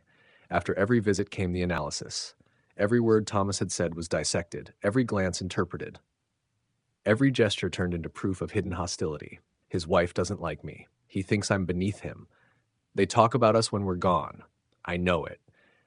Stefan argued at first, explained that Thomas was his brother, that he welcomed her, that she was imagining things. Then he learned to keep quiet. Contradiction brought arguments. Arguments brought the silent treatment. The silent treatment brought days of coldness, during which he slept on the couch and wondered what he had done wrong. So he stayed quiet, and the visits became less frequent. We have so much to do, he told his brother on the phone. Work, Nicholas, you know how it is. Thomas understood, or pretended to, but Stefan heard the disappointment in his voice, and he felt guilty for something he couldn't control. Stefan's friends disappeared next. He didn't have many. A few former colleagues, an old school friend who lived nearby, Marcus. They had known each other for 20 years, had played soccer together, gotten drunk together, laughed about women together. Stefan invited him over once. Marcus came over, brought beer. They sat in the living room. Nino was in the bedroom because she had a headache. Seems nice, Marcus said later. A little reserved, but hey, new environment, new country. Stefan nodded. The next day came the reckoning. Your friend is disgusting. Stefan looked up. Nino stood in the kitchen, arms crossed. Marcus? He was staring at me the whole time, like I was a piece of meat. Marcus had barely looked at her. Stefan remembered perfectly well. He just, don't defend him. Her voice grew louder. You always take other people's sides. Never mine. That's not true. Then show it. If you really love me, you'll stay away from people who disrespect me. Stefan didn't call Marcus anymore, not because he didn't want to, because the price was too high. Every contact, every meeting, every phone call would be analyzed. Every word turned into a weapon, and in the end, he would be the guilty one again. It was easier to cut the tie. Marcus texted a few more times. Everything okay with you? Stefan replied briefly. Yeah, just a lot of stress. Eventually, Marcus stopped texting, and Stefan lost another piece of himself. His mother was the last holdout. Renate, 65, lived alone in a small town in Franconia. She called every Sunday promptly at 11 o'clock. Stefan took the calls in the kitchen, keeping his voice down so Nino wouldn't hear. How are you, my boy? Good, Mom. Everything's good. You sound tired. Just work. And Nino? How is it with... Everything's fine. He lied every week, because the truth was too complicated, because his mother would worry, because he wasn't ready to face the truth himself yet. But Renate sensed something. Mothers sensed those things.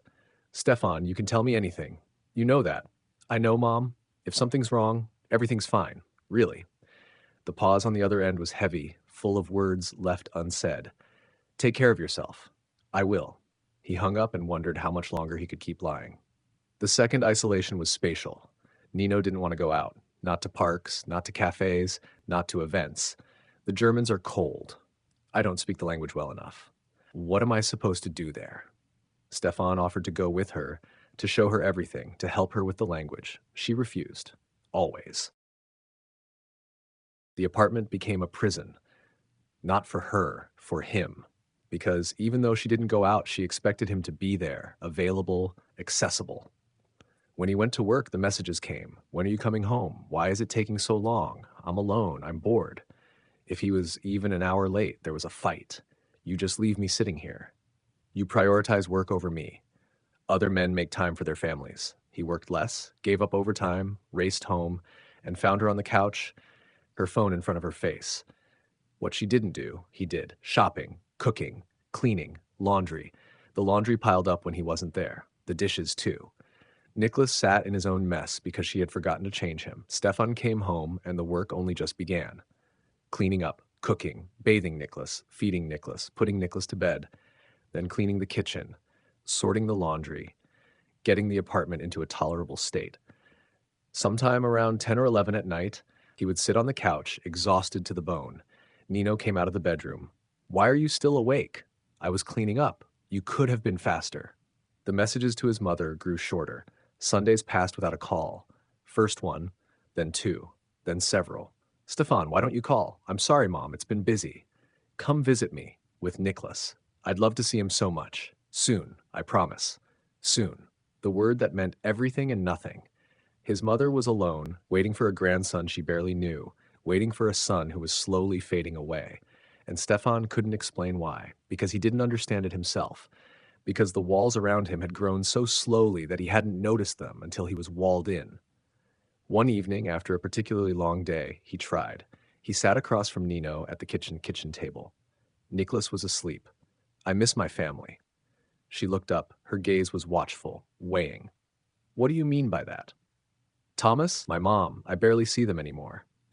"You can visit them anytime, but you never come with me." "Why should I?" Her voice grew colder. "They don't like me." "That's not true. They just don't know you. Because they don't want to."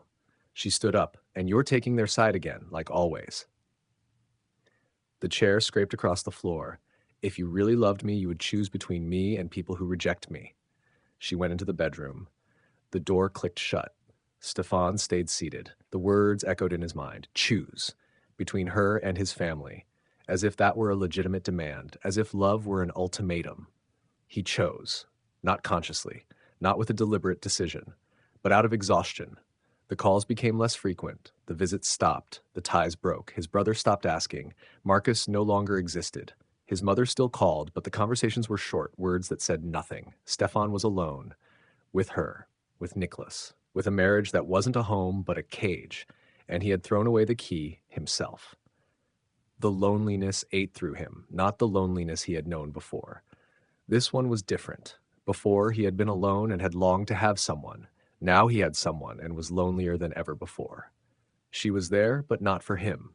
She spoke to him, but only in accusations. She slept next to him, but the coldness between them was physical. He had no one left. No friend he could confide in, no family to help him, no way out that he could see. Only Nicholas, the little arms wrapping around his neck, the smile that appeared when he walked into the room. That was all that remained. At night he lay awake, his thoughts circled. Always the same ones. How did I get here? How do I get out? Is there even a way out? The answers were missing. He stared at the ceiling, listened to her breathing beside him, and felt farther away from another human being than ever before in his life. Walled in, alone, lost, and no one knew it. Not even he himself wanted to admit it. Chapter 9. The Double Life. She steals, he feels ashamed. The first time was in a drugstore. Stefan stood at the checkout, Nicholas in his arms, waiting for Nino to finish. She had said she still needed shampoo. He couldn't see her, but he heard her, somewhere between the aisles. Then she appeared, smiling. Her purse closed. Done? Done. They walked out. No alarms, no shouting. In the car, she opened her purse and pulled out a package of mascara, a cream, a perfume sample set. Stefan stared. What's that? A few things. Did you pay for them? She laughed, short, mocking. Of course not.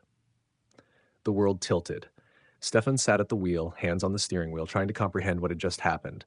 His wife had stolen from a store with her child in her arms. You can't do that. Why not? Her tone was indifferent, casual, as if they were talking about the weather. Because it's illegal. Because it's stealing. Because no one noticed. She shrugged. These corporations make billions in profit. This is nothing to them. That's not the point. Then what is? He searched for words, for an explanation that would make sense to her. Found none. It's wrong, he finally said, just wrong. She rolled her eyes. You're so German. It happened again and again. Supermarkets, clothing stores, drugstores, electronics stores, little things. Lipsticks, earrings, scarves, a kid's toy once, a phone case once. But Stefan didn't always notice right away, but he began to read the signs. The purse that came out fuller than it had gone in. The jacket that suddenly bulged, the glance right before the exit, to the left, to the right, then quickly through. Every time came the sweat on his palms, the pounding in his chest, the fear that someone would stop them, but no one stopped them. "You have to stop," he said it one evening when Nicholas was asleep and they were sitting at the kitchen table. His voice was calm, deliberately calm. "Stop what?" "You know what I mean." She put her phone away, looked at him. The gaze was cold, calculating. "It's not hurting anyone. It's illegal. If you get caught, I won't. But what if you do? The police, pressing charges, our reputation." "Reputation," she scoffed. "You're worried about your reputation, about ours, about Nicholas's future, about... You don't understand." She stood up, her voice grew louder. "You've never understood what it's like to grow up with nothing, always starving, never having enough. That's no excuse for... To me, it's justice." She slammed her open hand on the table. "The world gave me nothing, so I take what I need." She went into the bedroom. The door slammed shut. Stefan stayed seated, his ears still vibrating from the slam. He only began to notice the hoarding now. In the closet, stacks of clothes still with tags, things she had never worn, things that had never been worn. In a box under the bed, cosmetics, dozens of products, lipsticks in every color, creams unopened, perfumes sealed. In the storage room, bags full of little things. Candles, decorative items, things with no discernible use. Stefan counted. Hundreds of euros. No, thousands. Thousands of euros worth of stolen stuff she would never use. He stood in front of the stacks and felt like he was seeing the woman he had married for the very first time. A stranger. The first time he had to lie came in the spring. They were at the mall. Nicholas needed new shoes. Stefan stood by the shoe store and waited. Then, commotion. Voices. A security guard. His stomach dropped. He found them at the exit of a jewelry store. The security guard had her arm. Nino looked like a startled deer. "My husband," she said when she saw him. Her voice trembled. "He can't explain." The security guard looked at him. "Are you her husband?" "Yes." "She has a pair of earrings in her purse that haven't been paid for." Stefan swallowed. His heart raced. "That must be a mistake." The words came automatically, a lie he hadn't planned but that formed all on its own. "She's had those earrings for a while. She wears them all the time. They still have the price tag on them. We never took the tag off." He smiled. Sweated. Bad habit. The security guard hesitated. Looked at Nino, looked at Stefan, looked at the crying child in his arms. "I'll let her go this time, but if I see her in here again, it won't happen again. Thank you." They walked away fast without looking back. In the car, he broke down. What the hell was that?" She said nothing. Looked out the window. "I just lied to a security guard. For you. To save your ass. You could have defended me instead of yelling at me." He opened his mouth, closed it again. The logic was so twisted that he couldn't even find a place to start. Shame became his constant companion. Every time they went into a store, he felt it. The fear, the anticipation, the question of whether today would be the day it all blew up. He started watching her, like a prison guard watching his inmate. Where are her hands? What is she doing with her purse? How long has she been standing at that shelf? Once he reached into her jacket as they were about to leave a store. Pulled out a pair of socks. "I forgot to pay for those," she said. He went back to the register and paid. The cashier looked at him, questioning but not accusing. Stefan smiled, the smile of the man who swept up his wife's broken pieces. The online shops came next. He noticed the packages, more and more, new deliveries every day. What is all this? Things. Where is the money coming from? My money. But she didn't have any money, not enough for the quantities that were arriving. He dug deeper, found the emails, the orders, and the returns. She ordered, had it delivered, kept what she wanted, sent the rest back, but not all of it. Sometimes she kept what she hadn't paid for. Sometimes she forgot to put items in the return packages. Systematic fraud, not an accident, not an oversight, a system. "You're defrauding these companies." He confronted her at the kitchen table. Like always, "I'm only doing what everyone else does. Other people don't commit fraud." "You're naive." She laughed, that cold, mocking laugh. "Everyone does it. The companies expect it. It's priced in. That's theft. It's survival." He shook his head. "You aren't surviving. We have enough." "You have enough." Her voice turned sharp. You never starved, you never froze, you never had to watch your father sit at the table and eat the last piece of bread while the children watched. The childhood. Always the childhood, the excuse that justified everything. That was 30 years ago, Nino. For you, not for me. She stood up. There's no expiration date on that. The shame ate through him, not for her, for himself, because he knew and did nothing to stop it, because he lied, because he covered for her, because he had become an accomplice. Every time he saw the stolen things, he felt it. The burning, the disgrace. Who have I become? The question had no answer, only a feeling, a permanent unease, an itch under the skin that never stopped. One night, while she was sleeping, he went into the living room, opened the box with the hoarded items, looked at the stacks, all these things, stolen, hoarded, never used. He didn't understand it, couldn't understand it. She had money, his money, granted, but it was there. She didn't have to steal. She didn't have to hoard. But she did it anyway, because the emptiness inside her couldn't be filled with things, because the fear of scarcity was stronger than any reality, because she was still the child who had sat in cold Belize and starved. He understood it intellectually, but understanding didn't make the shame any smaller. Understanding didn't make him a better person. The lies piled up. To friends who asked why they didn't go shopping anymore, to his mother who wanted to know how Nino was doing, to himself every morning in the mirror, everything's fine. We'll get through this. She's a good woman. The words were hollow, but he said them anyway, because the alternative was admitting that he had failed, that he had married a woman who stole and lied and cheated, that his life wasn't what he had imagined it to be, that he was trapped. In bed next to her, he lay awake. The darkness was heavy, the silence loud. He thought of Nicholas, of the future, of what his son would find out one day. Dada, why did Mommy steal? What would he say? He had no answer, only the weight of shame and the certainty that he was already in too deep to get out. So he did what he always did. He closed his eyes and endured. Chapter 10, The Breakdown. Stefan breaks. It happened on a Tuesday, not a special day. No argument in the morning, no accusation the night before. Just a Tuesday. Gray, cold, normal. Stefan stood in the shower. The water was hot, almost too hot. Steam filled the bathroom, and then his heart stopped beating. Not really, but it felt that way. A stumble in his chest, then a racing, then a fluttering that wouldn't stop. He reached for the wall, slipped, and fell. The water pelted down on him. He lay on the cold tiles, naked, trembling, while his heart raged in his chest like a trapped animal. I'm dying, he thought. This is it. I'm dying. But he didn't die. The panic attack lasted 7 minutes. He knew that because he looked at the clock later. 7 minutes in which he thought his life was over. 7 minutes in which his body rebelled against everything he had subjected it to. Afterwards, emptiness. He lay on the floor, the water still running, cold by now. He was trembling, but he barely felt it. Eventually he got up, turned off the water, wrapped himself in a towel. A stranger looked back at him in the mirror. Gray skin, dark circles under his eyes, lips that shimmered bluish. Who is that? He didn't know anymore. Nino noticed nothing. When he came out of the bathroom, she was sitting at the kitchen table, her phone in front of her. Nicholas was playing on the floor. You took a long time. Yeah. The coffee is cold. He nodded, sat down, drank the cold coffee.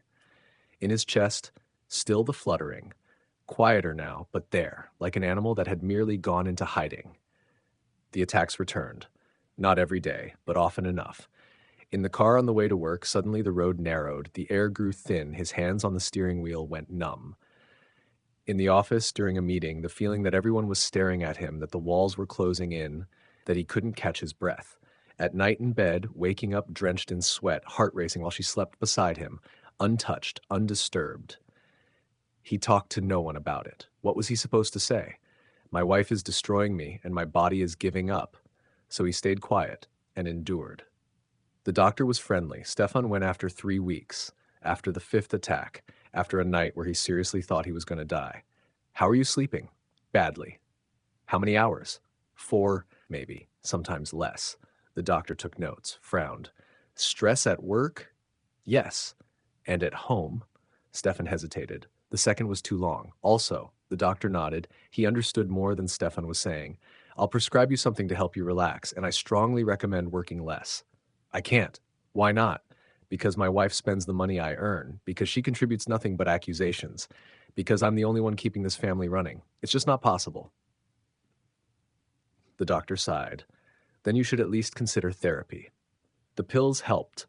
A little. The fluttering became less frequent, the attacks shorter, but they didn't disappear, and the symptoms that weren't attacks remained. The headaches, every day, a dull throbbing behind his eyes that never stopped, the fatigue, leaden, the kind of exhaustion that no sleep could cure, the trembling in his hands, in the morning, holding his coffee, at night, putting Nicholas to bed. His body was talking to him loud and clear, but he wasn't listening. Nino didn't see it, or didn't want to see it. "Why are you always so tired?" "I work a lot. Other men work too. They don't make a drama out of it." Drama. The word that belittled everything. He wasn't a man who was suffering. He was a man making a drama. So he stopped talking about it. Work became an escape. Paradoxical. Work was part of the problem. The stress, the hours, the exhaustion. But work was also the only place he didn't have to be with her. There were colleagues who said, "Thank you." Bosses who acknowledged his performance. Projects that had a beginning and an end. At home, there were only open loops, endless accusations, tasks that were never finished. So he worked more, came home later, stayed longer, and paid the price with his health. Rock bottom came in February. He hadn't slept for 2 nights. Nicholas was sick, and Stefan had spent the nights with him because Nino needed sleep too. On the 3rd day, he drove to work. His head was pounding, his eyes, everything was fog. On the highway, it happened. His eyes closed, just for a second, maybe 2.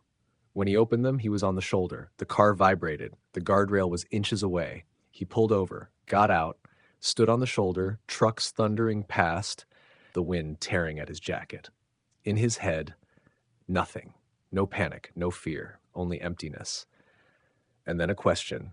Wouldn't it have been easier if I hadn't woken up in time? The question scared him. He got back in the car, drove to work, spoke to no one, but the thought remained. He started forgetting things. Names of colleagues, appointments, where he had parked his car. His brain, which had carried him his entire life, was no longer working properly. It was overloaded, stuffed with stress and sleep deprivation and the 1,000 little injuries that came every day. Sometimes he stood in the middle of a room and didn't know why he was there anymore. Sometimes he started a sentence and forgot how it was supposed to end. Sometimes he looked in the mirror and didn't recognize his own face. "You look terrible, Thomas." They had run into each other by chance in the supermarket. Stefan was alone because he needed milk. "I'm okay." "You don't look okay." Thomas put a hand on his shoulder. The touch was warm, human, something Stefan had almost forgotten. "Stefan, talk to me." "There's nothing to talk about." "Bullshit." Thomas's voice grew harder. "I can see what's happening. You're a shadow. You look like someone who hasn't slept properly in months." Stefan stayed quiet. "Is it work, or is it her?" Silence again, but longer this time. Heavier. "It's everything," Stefan finally said, "and it's nothing. I can handle it." "You're running yourself into the ground." The words hit home. Hard. Precise. "I have to go." He left. Left Thomas standing there, bought the milk, drove home, and didn't say a word about what his brother had seen. The nights got worse. He lay awake, even with the pills, for hours. The ceiling stared back. The thoughts circled. Always the same ones. How did I end up here? Is there a way out? Do I even want a way out? The last question was the most dangerous one. Sometimes in the darkest moments he thought, no. Sometimes he thought it would be easier to just give up. Sometimes he thought about the highway, about the second when he closed his eyes, about what could have happened. He cried for the first time in years. It came without warning. He was standing in the kitchen, washing dishes. Nicholas was asleep. Nino was in the bedroom, her phone charging, and suddenly, tears. Hot, uncontrollable. He dropped the plates, leaned on the sink. His body shook. He didn't cry because of any one specific thing. He cried because of everything, because of the exhaustion, the loneliness, the shame, because of the life he had imagined for himself and the life he was living, because of the man he had been and the shadow he had become. The tears lasted a long time. When they stopped, he felt empty, wrung out, but also more alive than he had in a long time. He went to a therapist, secretly, without telling Nino, during his lunch break, twice a week. The first session was silent. He sat there and didn't know where to start. The second was hard. He told fragments, the accusations, the control, the shame. The third was eye-opening. What you're describing, the therapist said, sounds like a relationship defined by emotional manipulation. Emotional manipulation. The words were foreign, clinical, but they fit. Gaslighting, isolation, control through blame. The therapist listed them. Calm, objective. These are patterns we see in narcissistic abuse. Abuse. The word stuck. But I'm a man, Stefan said. Men get abused just like women do. Society just doesn't talk about it. The sessions became his anchor, once a week, then twice, a place where he could speak without fear of consequences, a place where someone said, "This is not your fault," words he had never heard before, words that changed everything. The breakdown was also a beginning. He didn't know it yet. Everything was still darkness. He was still fighting to survive every day, but somewhere deep inside him, something had started to sprout. A resistance, tiny, fragile, but there. In bed next to her, he lay awake, but this time not in despair, in thought. How do I get out of here? How do I save Nicholas? How do I save myself? The answers didn't come. Not yet, but the questions were there, and that was a beginning. Chapter 11, The Escalation. She threatens with false accusations. The argument started over a cup. Stefan had made coffee for himself. He put the cup on the table, sat down, and opened the newspaper. And me? He looked up. Nino stood in the kitchen doorway. What is it? I don't get any coffee? You said you don't drink any in the morning because of your stomach. That was last week. He sighed, got up, and fetched a second cup. I can make my own coffee, she said. Her voice was icy. If you ask me, but you never ask. And then it escalated. He tried to explain. I wasn't trying to ignore you. You said, always these excuses. They're not excuses, it's what happened. You twist everything. Her voice grew louder. You manipulate me, like always. The irony was so bitter that he almost wanted to laugh, but he didn't laugh. He breathed, like the therapist had taught him. I'm not engaging in this discussion. Now you're running away. I'm not running away, I'm refusing to fight. It was a sentence from therapy, an attempt to break the dynamic. She exploded. You think you're so smart with your therapy. She had found out. Of course she had. The bank statements, the charges, the missing time. You go behind my back to a therapist and talk badly about me. I don't talk badly about you, but about our marriage. Her eyes burned. You tell a stranger our problems instead of talking to me. I've tried talking to you for years, and now you go to a stranger to play the victim. Victim. The word she never let him be. The argument got louder. He tried to stay calm, voice lowered, hands open, no threat. But she worked herself into a frenzy, screamed, cried, slammed her open hand on the table. Nicholas woke up.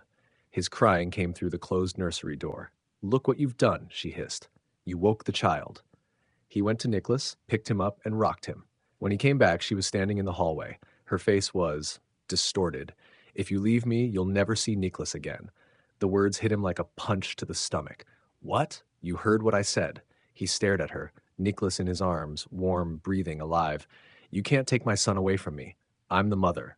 Her voice was calm now, cold, calculated. All I have to do is say you hit me once. The police always believe the woman.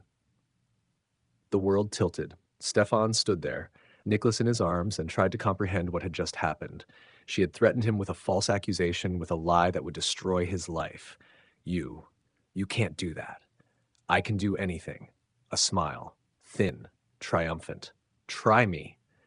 She turned around and went into the bedroom. The door clicked shut. Stefan stood in the hallway, Nicholas asleep in his arms again, and his world was different. He couldn't sleep that night. Nicholas was in his crib. Nino was asleep in the bedroom. Stefan sat on the couch and stared into space. The threat echoed over and over. All I have to do is say, you hit me. The police always believed the woman. He knew it was true. He had heard stories of men accused without evidence, of careers destroyed, of children taken away. One word. That was all she needed. He Googled. At 3 a.m, on his phone, while the apartment was quiet, false accusations, domestic violence, custody. The results were devastating. In Germany, the system was geared toward the woman. Men were rarely believed. The presumption of innocence existed on paper, but in practice, an accusation meant proof. Even if the accusation turned out to be false, the damage remained. The reputation destroyed, the relationship with the child damaged, the job jeopardized. He read accounts of men who fought for their children for years, who went bankrupt from legal fees, who gave up in the end. The fear crept through him like ice. The next morning, she acted as if nothing had happened. "Good morning." A smile, friendly, almost affectionate. Stefan stared at her. "Did you sleep well?" He didn't answer. She went into the kitchen, made coffee, and hummed to herself, as if the threat had been a dream, as if she had never said the words that could lay his life in ruins. But Stefan knew. She had said them, and she meant them. The days that followed were different. He watched her, no longer as a husband looking at his wife, but as a prisoner studying his warden. When would she make good on the threat? What would be the trigger? How could he protect himself? The questions circled, endlessly, without answers. He started gathering evidence, not consciously, not planned, but instinct took over. Messages where she wrote, "You're a bad father," saved. Voicemails where she screamed, backed up. Photos of the situations where she neglected Nicholas, taken. He didn't know if he would ever need them, but he knew that without them, he would be lost. The system was against him. He needed everything he could get. Therapy became more intense. "She threatened you with a false accusation," the therapist said. His voice was calm, but serious. "Yes. That's a serious matter. That's blackmail." Stefan nodded. "Have you thought about separating?" The question hung in the air. Heavy. Inescapable. Every day. "And why don't you do it?" Nicholas. The name was everything. The reason he stayed, the reason he kept going, the reason every decision seemed impossible. "I'm afraid of losing him." The therapist explained the pattern. "What you are experiencing is typical for relationships with narcissistic partners. The threats escalate when they lose control. I don't have any control." But you've started to fight back. The therapy, refusing to escalate the arguments, those are signs of resistance. And that's why she's threatening? Yes. Narcissists can't stand losing control. When they sense that the victim is breaking free, they resort to extreme measures. Extreme measures, the accusation, the lie, the destruction. The next few weeks were war, a cold war, without open battles, but with constant tension. She watched him. He watched her. Both knew that something was broken, something that couldn't be repaired. The threat lay in the room like a poisoned animal, hushed up, but not dead. Once, in the middle of a quiet evening, she said it again. "If you leave, I'll tell the police you raped me." She said it casually, out of context, as if she were talking about the weather. Stefan sat at the table, reading a book to Nicholas. His hands turned cold. "What did you say?" "You heard me." She didn't look up from her phone. "I'll say you raped me, and that you're violent toward Nicholas." Toward Nicholas, his son, the person he loved more than anything in the world. "That's absolutely false." "That doesn't matter." She put her phone down, looked at him. "What matters is what the police believe, and they'll believe me." He had no words, only a burning in his chest, a gagging in his throat. "You're sick," he said. "No." She smiled. "I'm just being honest about my options." He spoke with a lawyer, secretly, during his lunch break, an initial consultation. The lawyer was matter of fact. "In Germany, it's difficult for fathers. That's true, but not impossible. What can I do?" "Gather evidence, document. If she makes threats, record them." "Is that legal?" "It's a gray area, but in court it can help." Stefan nodded. "If she makes a false accusation, go to the police immediately. To a lawyer. To a lawyer immediately. Don't wait." Fear became his companion, waiting for the explosion, for the accusation, for the end. He lived on tiptoes. Every word weighed, every gesture checked, nothing she could misinterpret, nothing that would give her a weapon. He was exhausted, permanently, not just physically, emotionally, morally, existentially. What kind of life is this? The question had no answer. But something changed. The fear, as paralyzing as it was, also brought clarity. He saw her now, really saw her. No longer a wounded woman, no tragic figure, a manipulator, a blackmailer, a danger. The rose-colored glasses had fallen off, and he could no longer pretend she was harmless. In bed, next to her, he lay awake, no longer in despair, in planning. How do I get out without losing Nicholas? How do I protect us both? How do I survive this? The answers came slowly, in fragments at night, while she slept. He would find a way. He had to. For Nicholas, for himself, for the life she had stolen from him, and that he was going to take back. Chapter 12. The Escape. Stefan leaves his home, which never was one. The trigger wasn't an argument. It wasn't a sudden realization either. It was a business idea. The night before, a Tuesday in March. The air in the apartment was stuffy, pregnant with unspoken accusations and the sweet perfume Nino loved so much. A scent that used to promise excitement, but now only smelled of suffocation. They were sitting on the gray couch she had picked out, with pillows he had never liked. Stefan stared at the TV without seeing anything. His head was empty, numbed by the endless discussions of the past few weeks. Nino smiled, the smile Stefan had come to fear because it always meant she wanted something. It wasn't a warm smile. It was the smile of a shark scenting blood. "I've been thinking," she said. Her voice was quiet, conspiratorial, almost tender. Stefan felt the familiar knot in his stomach. He tensed up, ready for the blow. "About what?" "About the money. We need more. Your salary isn't enough for the standard we deserve. Nicholas needs things. I need things. I earn as much as I can. I work overtime. Yeah, but that's the slow way." She leaned forward, placed a hand on his knee. Her fingers felt cold. "Listen, I have a plan. You move out." Stefan blinked. His brain needed a moment to process the words. "What?" "Only officially, dummy." She giggled as if it were a fun game only she understood. "You register your address somewhere else. At your brother's, maybe. Or with a friend. Then we go to the welfare office. I'll say we separated, that I'm a single mother, in need of help, abandoned." She paused to enjoy the effect. Her eyes gleamed, wet with greed. "Then they'll pay the rent for the apartment here, and child support and alimony for me and Nicholas. The full amount. And on top of that, an initial furnishing allowance, a clothing allowance, everything." Stefan stared at her. The words seeped slowly, like viscous black oil, into his consciousness. "And then," she continued, her voice growing faster, breathless with excitement, "we rent out the apartment the government is paying for as an Airbnb, under the table, to tourists. We'll go to a cheap room or to my mother's when guests are here. We get the money from the government and the money from the tourists. And you, well, you have your salary. You'll give that to me too, of course. We'll save the government money." She beamed. She looked like a child who had just found a brilliant hiding spot. Stefan said nothing. His mind raced. The terms danced before his eyes. Welfare fraud, tax evasion, illegal subletting, aiding and abetting. It wasn't just morally wrong. It was criminal. It was the abyss. It was the end of all integrity. "That's fraud," he said quietly. His voice sounded foreign, hoarse, as if from far away. Nino waved it off, a dismissive flick of her hand. "Oh, whatever. Everyone does it. You're always such a square, so German. You have to take what you can get. The government has plenty of money. They don't even know what to do with it all. I'm not doing that. I'm not going to prison for something like that." Her smile vanished instantly. The mask dropped. Her face turned hard. Her eyes narrowed into slits. "Then you don't love us. You don't want us to do well. You're a loser, Stefan. A coward. A little man with no ambition." The sentence hung in the air. An old acquaintance, a dull sword that still hurt but no longer tore a wound. It only hit scar tissue now. But this time something was different. Stefan looked at her, really looked at her.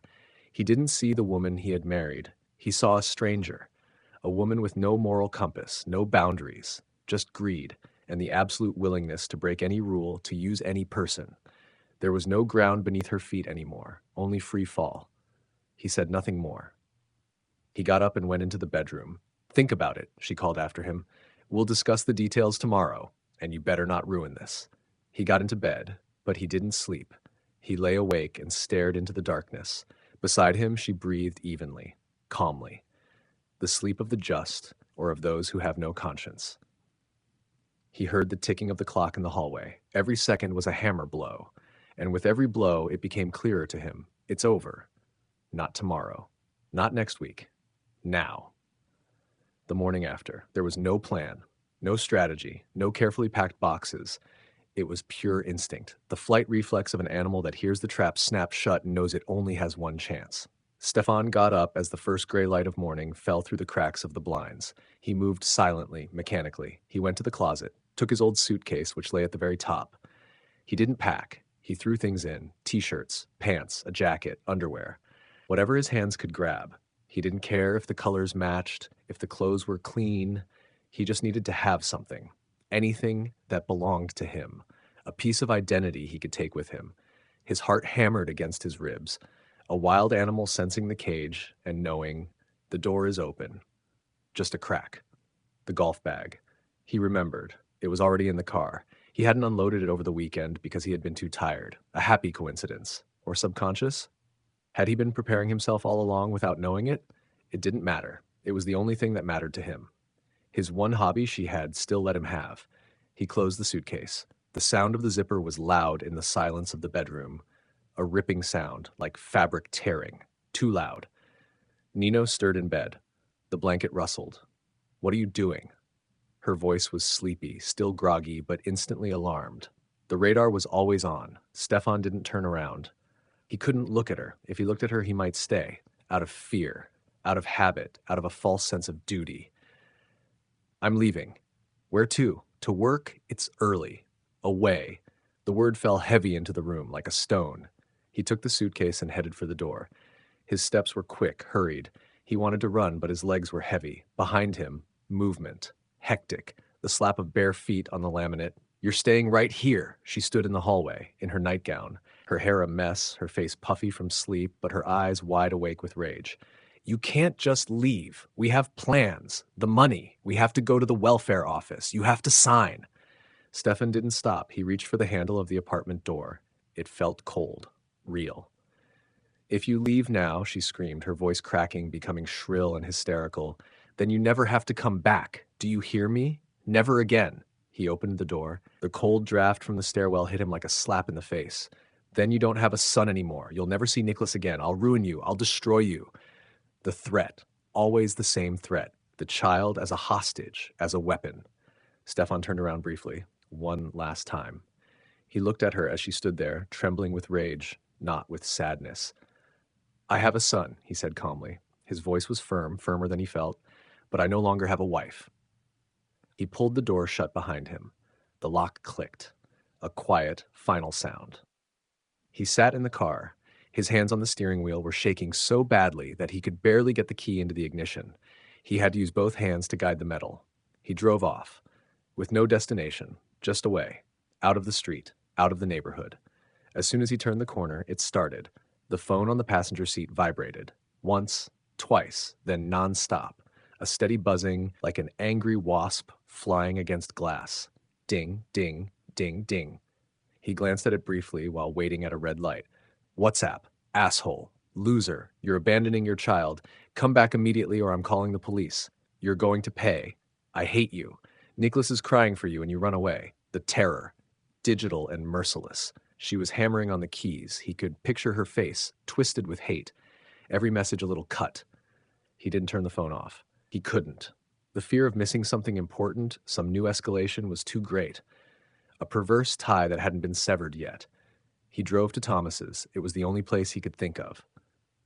Thomas opened the door before Stefan could even ring the bell.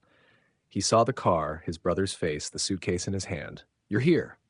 Stefan just nodded. He was empty, hollowed out, like a shell that had had all its life sucked out of it. He slumped into the kitchen, onto the old wooden chair he remembered from their childhood. Thomas made coffee. The sound of the machine was comforting, normal. "She wanted me to commit fraud," Stefan said, cupping the mug with both hands to hide the shaking. "Welfare fraud, Airbnb, all at the government's expense. She already had the whole plan. She wanted me to be an accomplice." Thomas nodded slowly. He didn't seem surprised. "I know. She has no boundaries. She never did. To her, rules are just suggestions." Stefan drank the coffee. It tasted like nothing. Hot water. He looked around frantically, patted his pockets. "I hardly took anything with me," he said suddenly, panic rising in him like bile. "My documents, the paperwork, my passport, everything is still there, in the desk." "She'll destroy everything," he said quietly, "or hide it. She'll use it to blackmail me. She needs leverage." "Then go get it," Thomas said pragmatically. "Now? I can't face her. Not now. I can't look at her. Wait until she's gone. She always goes for a walk around this time, with Nicholas, every morning at 10. 2 hours later, Stefan drove back, like a thief in his own life, a criminal returning to the scene of the crime. He parked 2 streets away, behind a delivery van, so his car wouldn't be spotted right away. He waited. The phone kept vibrating in his pocket, a constant, throbbing ache. He ignored it. He stared at the entrance. Then he saw her. Nino pushed the stroller out the front door. She was walking fast, energetically. She was typing on her phone. She was probably writing him her next threat or searching the internet for revenge on your ex. She turned the corner heading toward the park. The window of opportunity. It was small, maybe 20 minutes. Stefan pulled up. His key still worked. A minor miracle. He had expected her to have changed the locks already. He ran up the stairs, 2 steps at a time. His breathing came in ragged gasps. He unlocked the apartment door. The smell of her was still there. But it no longer smelled like home. It smelled like danger, like a trap. He went to the desk, yanked the drawers open. The wood groaned. Papers, insurance policies, birth certificates, the lease, the evidence of his existence. He stuffed it all into a plastic bag he found in the kitchen. Quickly, chaotically, he kept searching. Where was the passport? Nicholas's passport? He needed that. She had threatened to disappear to Georgia with him. Forever.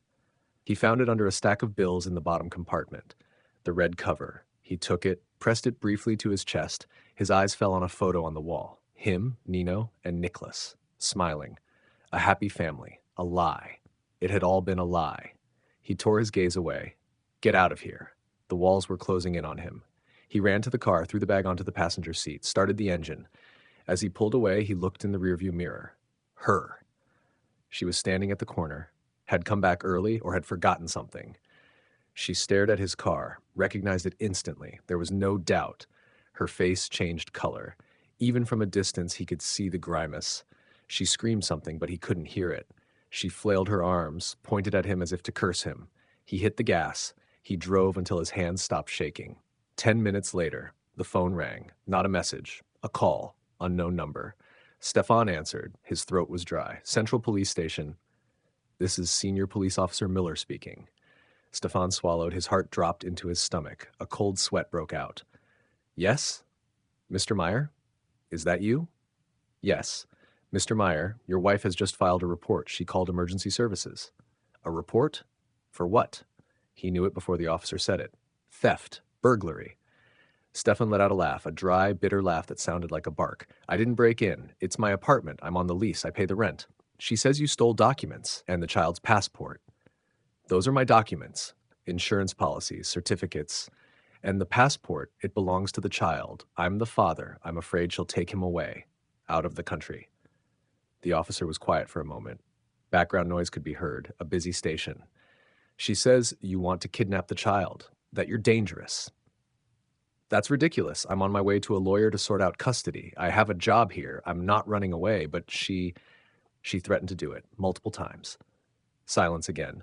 Mr. Meyer, to de-escalate the situation, bring the passport back. Drop it in the mother's mailbox.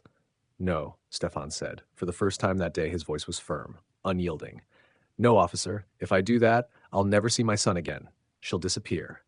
Muttering in the background, a female voice giving instructions. Then the female officer was on the line. Mr. Meyer, this is Officer Weber. Yes? I was listening to the conversation. Keep the passport. Stefan exhaled. The air escaped his lungs like a punctured tire. What? If you have a reasonable suspicion that child abduction is imminent, taking possession of the passport is a protective measure, not theft. We will not intervene. That's a civil matter. Settle it through family court. Stefan leaned back in his seat. He felt dizzy with relief. Thank you, thank you. But listen to me, the officer said. Her voice was serious, almost warning. Be careful. We know these kinds of dynamics. The War of the Roses.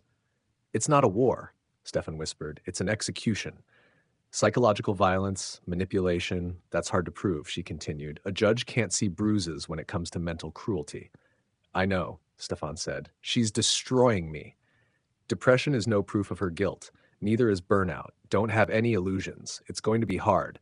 Gather evidence, but don't expect any help from criminal law. That was the first police report, the first of many. It was dropped, dismissed under Section 170 of the Code of Criminal Procedure. But the war had only just begun. The front lines had been drawn. The second report came weeks later. It had become summer. The days were long and bright, but inside Stefan was still freezing. The reason, a car seat. A simple, gray maxi cozy. Stefan had bought it back then, used on eBay classifieds for 150 euros. It was still sitting in his basement, covered in dust. Nino wanted it. Not for Nicholas. She didn't have a car, she didn't even have a driver's license, but she had men, new acquaintances, Tinder dates who picked her up. Stefan was unreachable. He had blocked her. WhatsApp, phone, email. The only way not to go crazy was total radio silence. He had built a wall to protect himself. She raged. He could feel it through the silence. She shook the bars of his silence. She needed the seat for her dates so she could take Nicholas with her when she met up with strange men. The seat was her accessory for freedom, for her nights out. She went to the police. Misappropriation of property. The letter from the public prosecutor's office arrived on a Friday. Yellow envelope. Formal service. Preliminary proceedings for misappropriation of property. Stefan stared at the paper. The letters danced before his eyes. It was absurd, grotesque, Kafkaesque, a car seat. Value, maybe 50 euros now. But for her it was leverage, a way to hit him, to force him to react, to touch him, even if it was only through the fist of the law. He had to reply. An accused person has to explain themselves.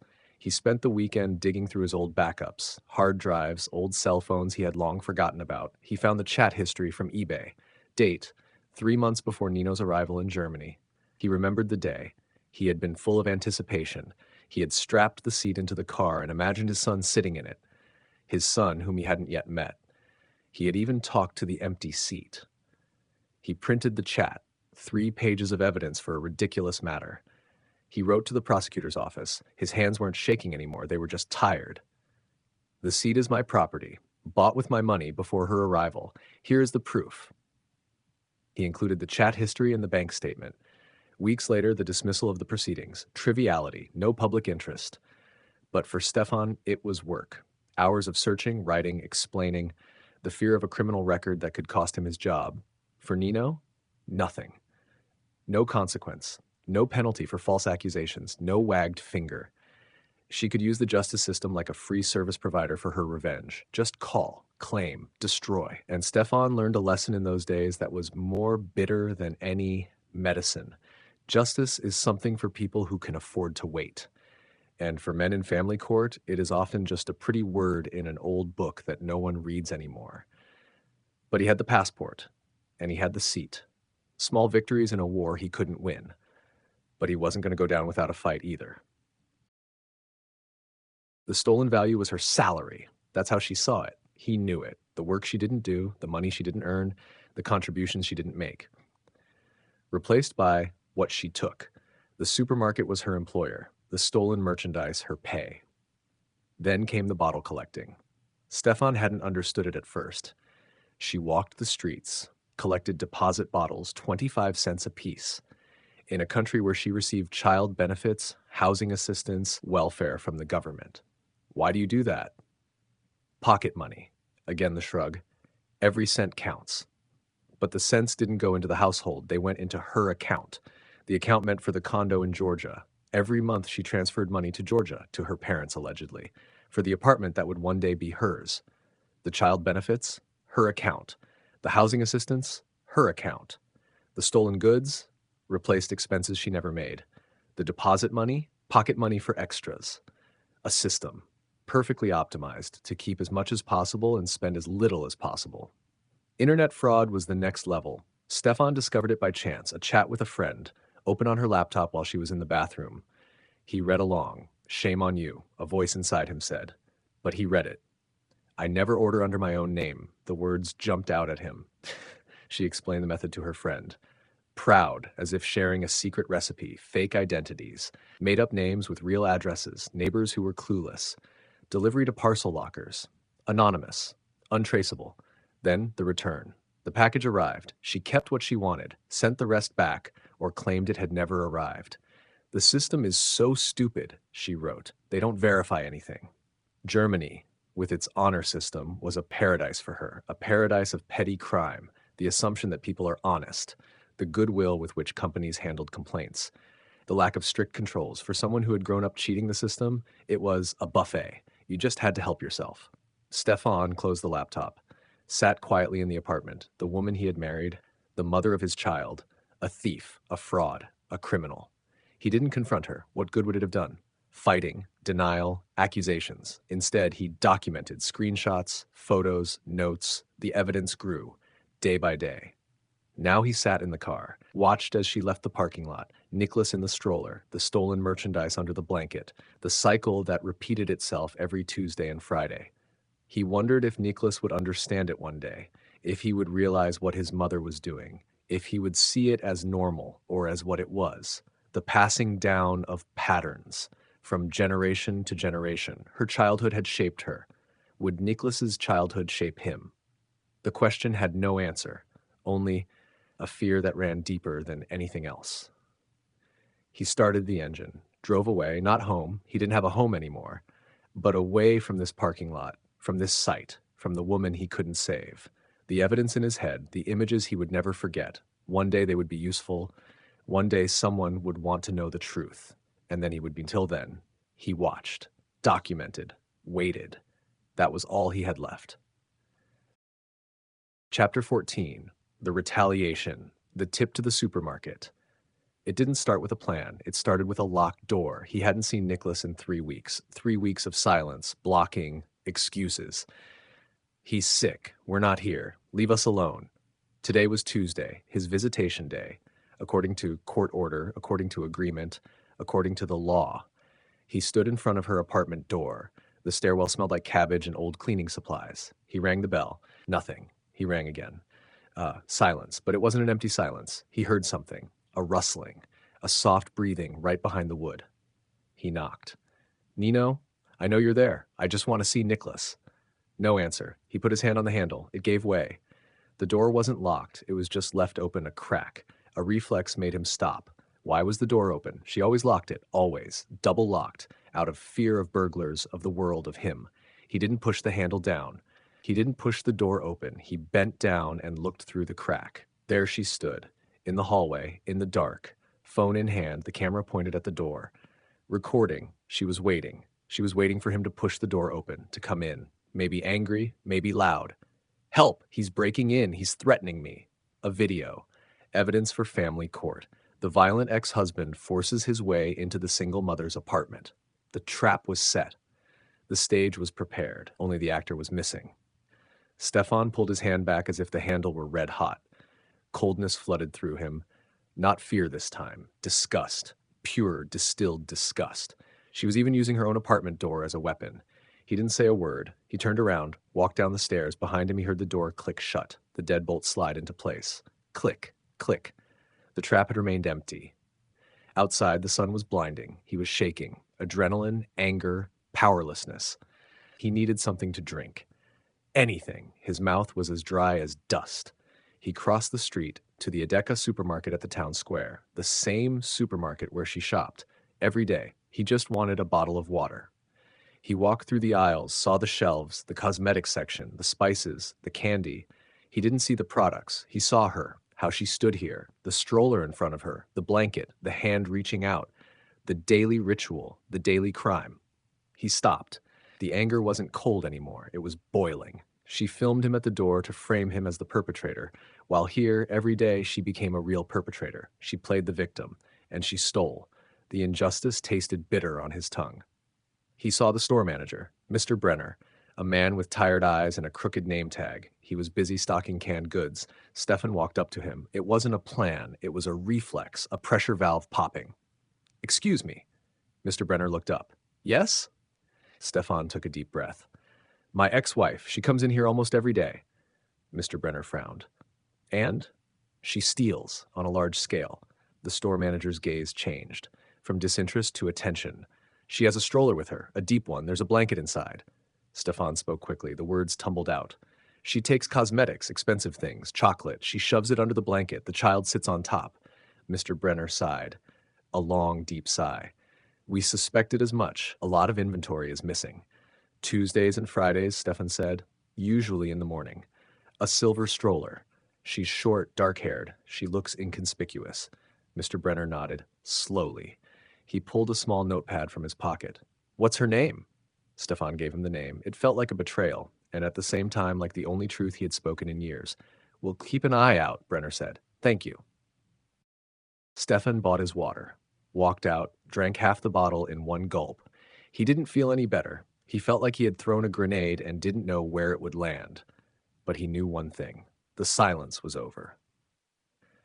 2 weeks later, a Monday morning, Stefan was at work. His phone lay on the table. He didn't know that she was at the supermarket today. He didn't know that there was a new cashier today, one who looked closely. He wasn't there, but he could reconstruct the scene later from the accounts from the police report. Nino at the checkout. Bread, milk, yogurt on the belt. The usual.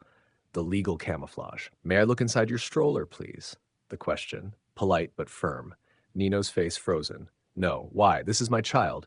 It's routine. Please lift the blanket. I will not be harassed. I'm calling the police." Attack as defense. Her standard strategy. But this time it didn't work. The store manager stepped in. "Mr. O'Brenner, please, Mrs. M, the blanket," she screamed. She got loud. She tried to push the stroller away. Security blocked the way. They lifted the blanket. Underneath, razor blades, perfume, baby wipes, eyeshadow, salmon fillet, merchandise value €128.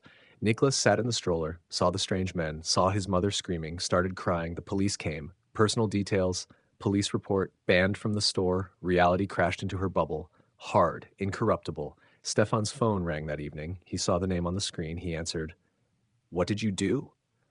Her voice cracked. It wasn't screaming anymore. It was shrieking. An animal backed into a corner. "What are you talking about?" "It was you. You turned me in. I know it." "You stole, Nino. You are a monster." She breathed heavily, frantically. "They treated me like a criminal in front of my child. Nicholas was crying, and it's your fault." Stefan closed his eyes. There it was. The twist. Her theft wasn't the problem. Using her child as camouflage for crimes wasn't the problem. His tip was the problem. The fact that she got caught was his fault. "You committed a crime," he said calmly. "That was you. You want to destroy me. You want to take my child away from me." Logic was gone. There was only hate left. Pure, unadulterated hate. "You'll regret this," she hissed. Her voice grew quieter, more dangerous. "You think you won? You haven't won anything. You just declared war." She hung up. Stefan stared at the phone. He felt no satisfaction, no triumph, only the certainty. Now she would use everything she had, every lie, every weapon, every means possible. She wouldn't just fight him. She would try to obliterate him. He put the phone down. It was done. The first stone had fallen. The avalanche would follow. Chapter 15, The Counterstrikes, False Accusations and Social Destruction. The war raged on multiple fronts. Stefan counted them. In the morning when he woke up, at night when he couldn't sleep, the Facebook front, the legal front, the Georgian front, the financial front. 4 battlefields, 1 enemy. No weapons. The Facebook groups were her first weapon. Georgians in Germany, 48,000 members. Georgian women, 23,000. Our homeland, our heart, 35,000 in every group. The same post, the same heroine, the same tears. "My ex-husband is terrorizing me. He wants to take my child away from me. He makes up lies about me. He humiliated me in front of my son. Please pray for me and Nicholas."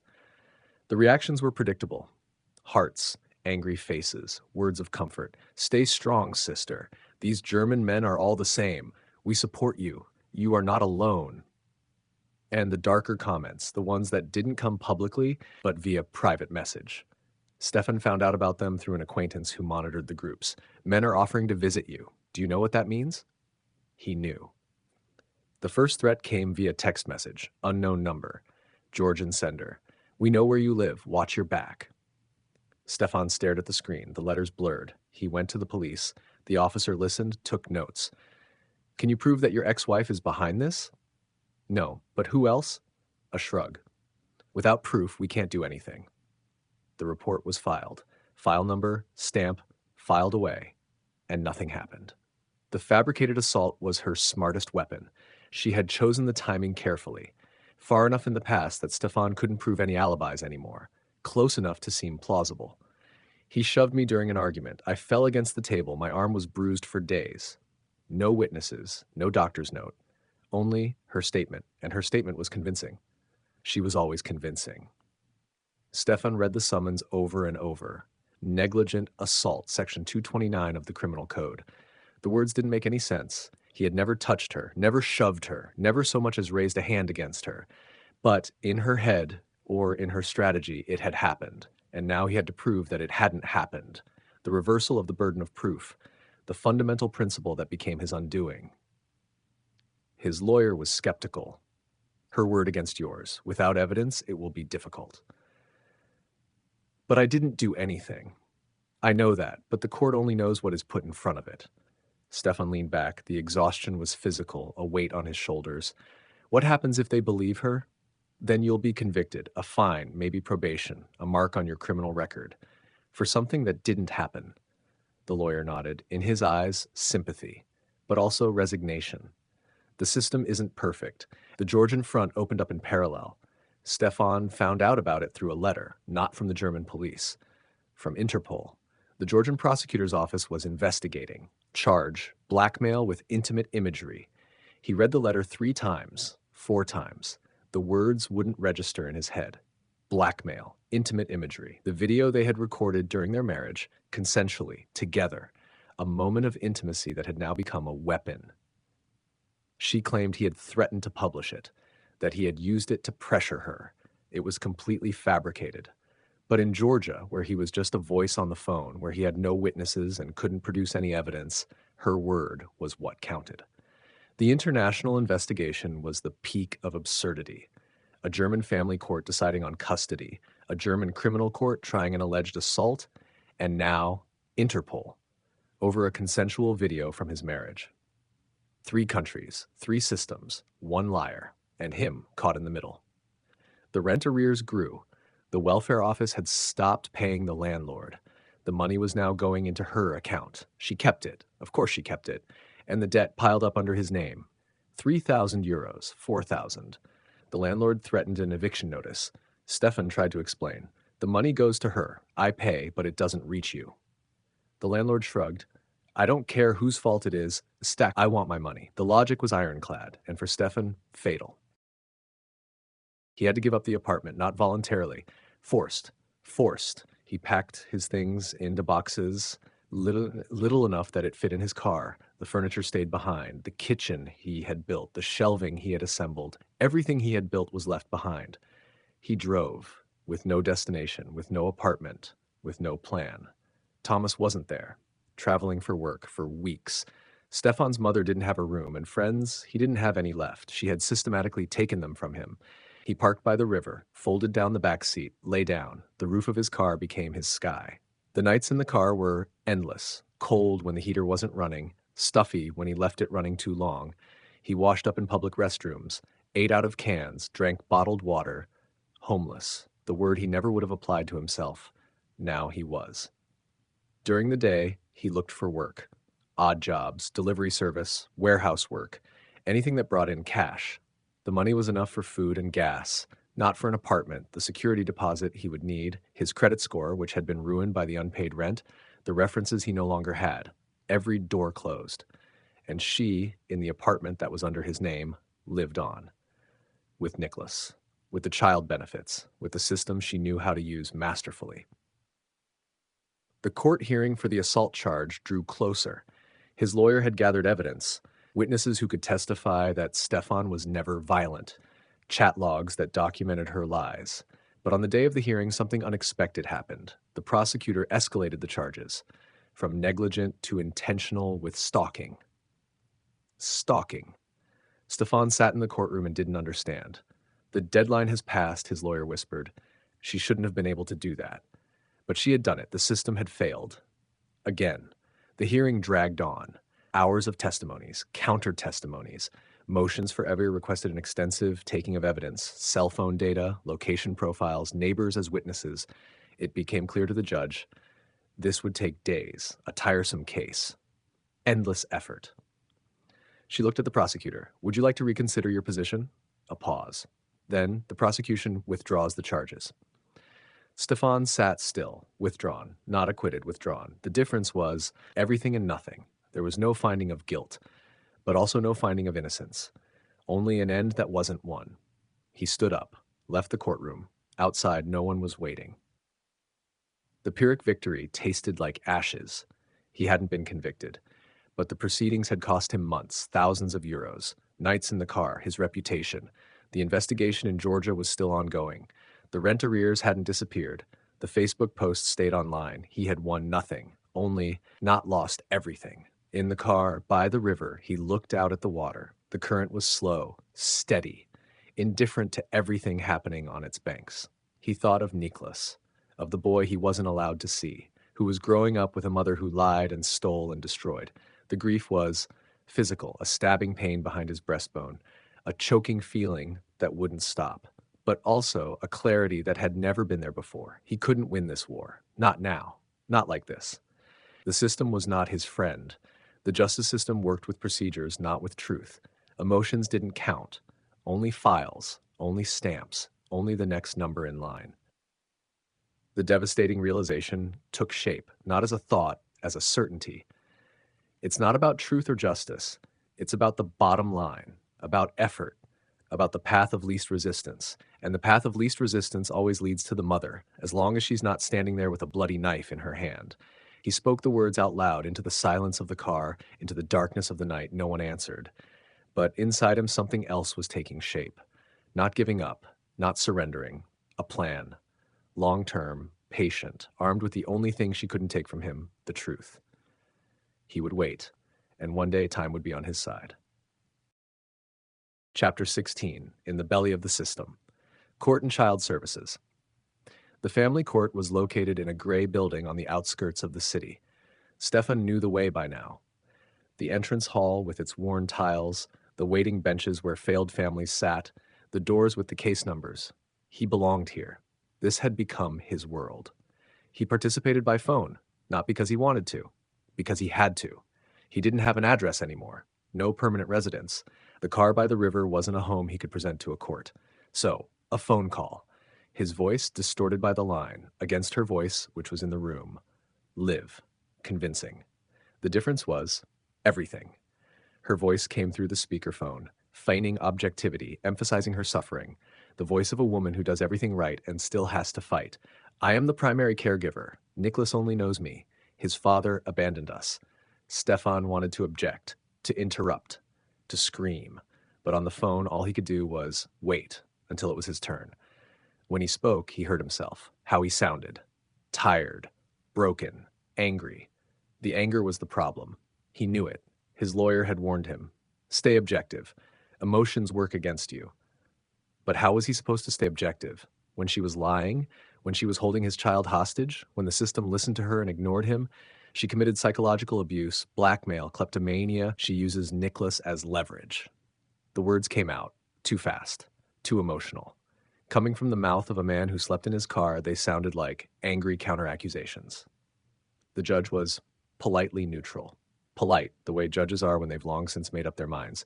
Neutral, the way judges pretend to be. Mr. Meyer, do you have evidence for these allegations? I have chat logs, screenshots, recordings. Have these pieces of evidence been submitted to the court? His lawyer had submitted them, but Stefan didn't know if they had been read, if anyone had read them. They should be in the files. A pause, rustling of pages. Then, I see no documentation of psychological abuse here. His evidence had become invisible, digested in the belly of the system and forgotten. The social worker from Child Services spoke next, a woman. Like everyone here. Judge, guardian ad litem, Child Services representative, all women. Stefan had no prejudice against women. Never had. But in this room, he felt something. An unspoken solidarity with the single mother fighting against the deadbeat dad. I visited the apartment, the social worker said. The apartment is tidy. The child is cared for. There is no evidence of neglect. Tidy. Cared for. No evidence. The facade had held against a passing glance. But what was behind the facade? The hoarding in the closet. The neglect when no one was looking. The child in front of the TV while she was glued to her phone. He couldn't prove that. Not in a way that counted. The guardian ad litem was benevolently detached. Her job was to represent Niklas's interests, the child who was too young to speak for himself. The child needs stability, she said. A change in his primary residence would not be in the child's best interest. Stability, the magic word. Stability with a mother who lied and stole. Stability in a household where he was used as a weapon. But that was invisible, because the injuries didn't leave bruises. And his impression solidified. Logic dictated that the mother got the child as long as there were no serious reasons against it, and his reasons were psychological, invisible. not actionable in court. A man standing in court saying, "She manipulates me, she's destroying me, she's using our child," sounded like a vindictive ex. A woman standing in court crying sounded like a victim. The system wasn't built for men like him. The ruling came. Nino was granted sole custody. The words hit him like punches, one after the other. Sole, custody, not shared, not joint. Sole, she had won completely. His visitation rights were arranged in coordination with the mother. The phrasing sounded neutral. It wasn't. In coordination with the mother meant she had veto power. If she didn't want him to see Nicholas, he wouldn't see Nicholas. The court had taken his child from him and placed him in her hands. He hung up, sat in the car, the phone still in his hand. The silence was absolute. Not even the wind by the river. He had lost, not because the truth wasn't on his side, but because the truth wasn't a legal category. The criminal trial came 2 weeks later. The fabricated assault, the final act of the legal theater. Stefan washed up in a public restroom, put on the cleanest shirt he had, drove to the courthouse. He was homeless, but he wasn't going to look like it. Not in court. She was sitting in the courtroom, on the other side of the room, in clean clothes, hair neatly styled, the role of the victim perfectly embodied. She didn't look at him. Not once. To her, he was an enemy, an object, no longer a human being. The trial began. The prosecutor presented her case. The charges she had escalated from negligent to intentional with stalking. His lawyer objected. The deadline had passed. The escalation was inadmissible. A technical argument, but it was all he had. The judge listened. A different judge than in family court, but with the same tired look, the same backlog of cases piling up. "If this taking of evidence is carried out," she said, "the trial will take days." She looked at the prosecutor. "Would you like to reconsider your position?" The prosecutor hesitated, flipped through her documents. The prosecution withdraws the charges. Withdrawn, not dismissed due to innocence. Not acquitted. Withdrawn. Stefan stood up. His legs were numb. "What does that mean?" he whispered to his lawyer. "It means there is nothing on your record, but it also means she can try it again at any time." No victory. No end. Only a pause. Outside, in front of the courthouse, he stood still. The sun was shining. People walked by. Normal life, which he no longer recognized. He hadn't been convicted, but he hadn't won either. The proceedings had taken months, cost money he didn't have, nights in the car, days of fear. The system hadn't protected him. It had worn him out. The realization was devastating. It formed in his head as he walked to the car, crystal clear, inescapable. It's not about the truth. It's not about justice. It's about the bottom line, about effort, about the path of least resistance. And the path of least resistance always leads to the mother. As long as she's not standing there with a bloody knife in her hand, she could lie, steal, cheat, blackmail, and the system gave her the child because she was the mother, because the apartment looked tidy, because there were no bruises to be seen. The invisible wounds didn't count. The psychological scars were not actionable in court.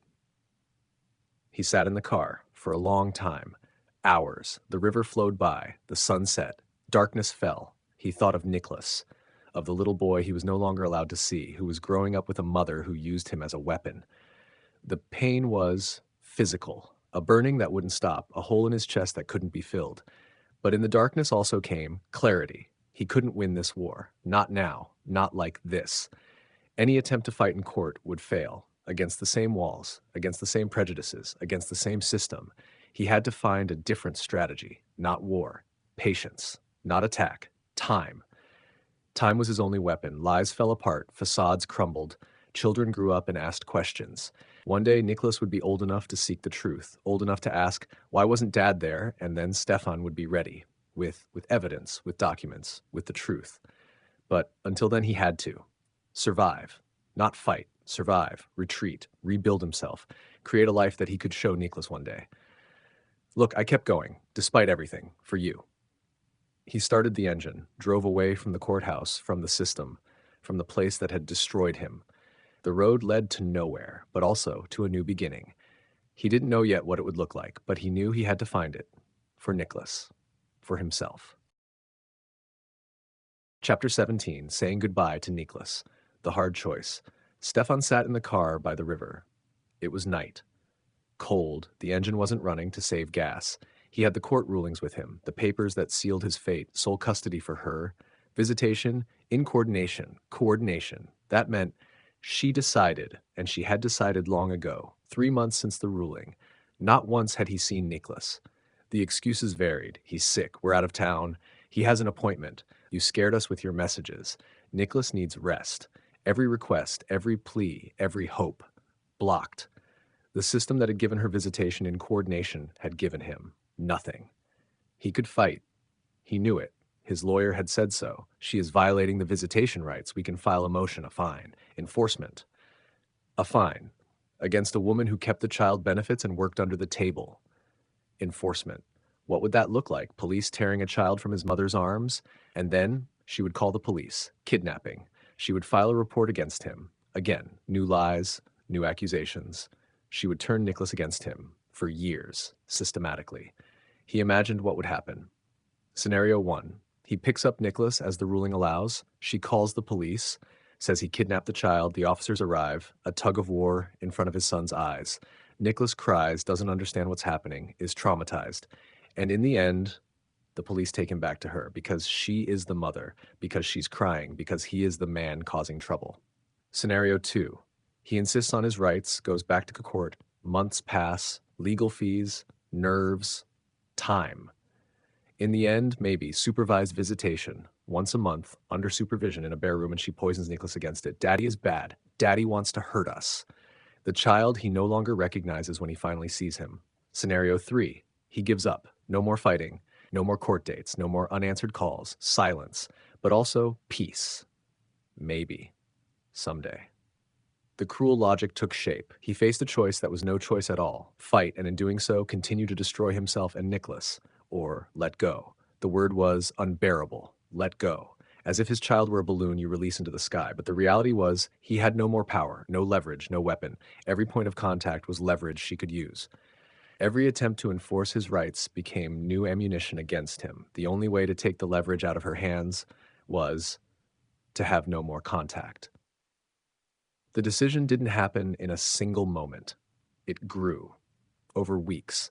In sleepless nights in the car, in the hours he spent by the river staring at the water. He knew what it meant. Nicholas would grow up without him, with a mother who saw him as a weapon and an accessory, who would tell him stories that never happened, who would turn him against his father systematically for years.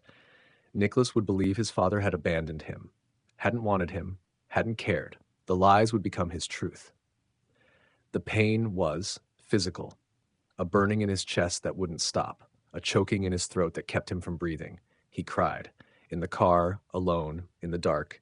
Tears that changed nothing, but that wanted out, needed out. But it was the pain of a necessary amputation. To stop a deadly infection, you sometimes had to cut off a limb. To survive, to one day be there for Nicholas again. He had to. Let go now. Not forever, not permanently, for now. The inner conversation he had with himself. Did I fail?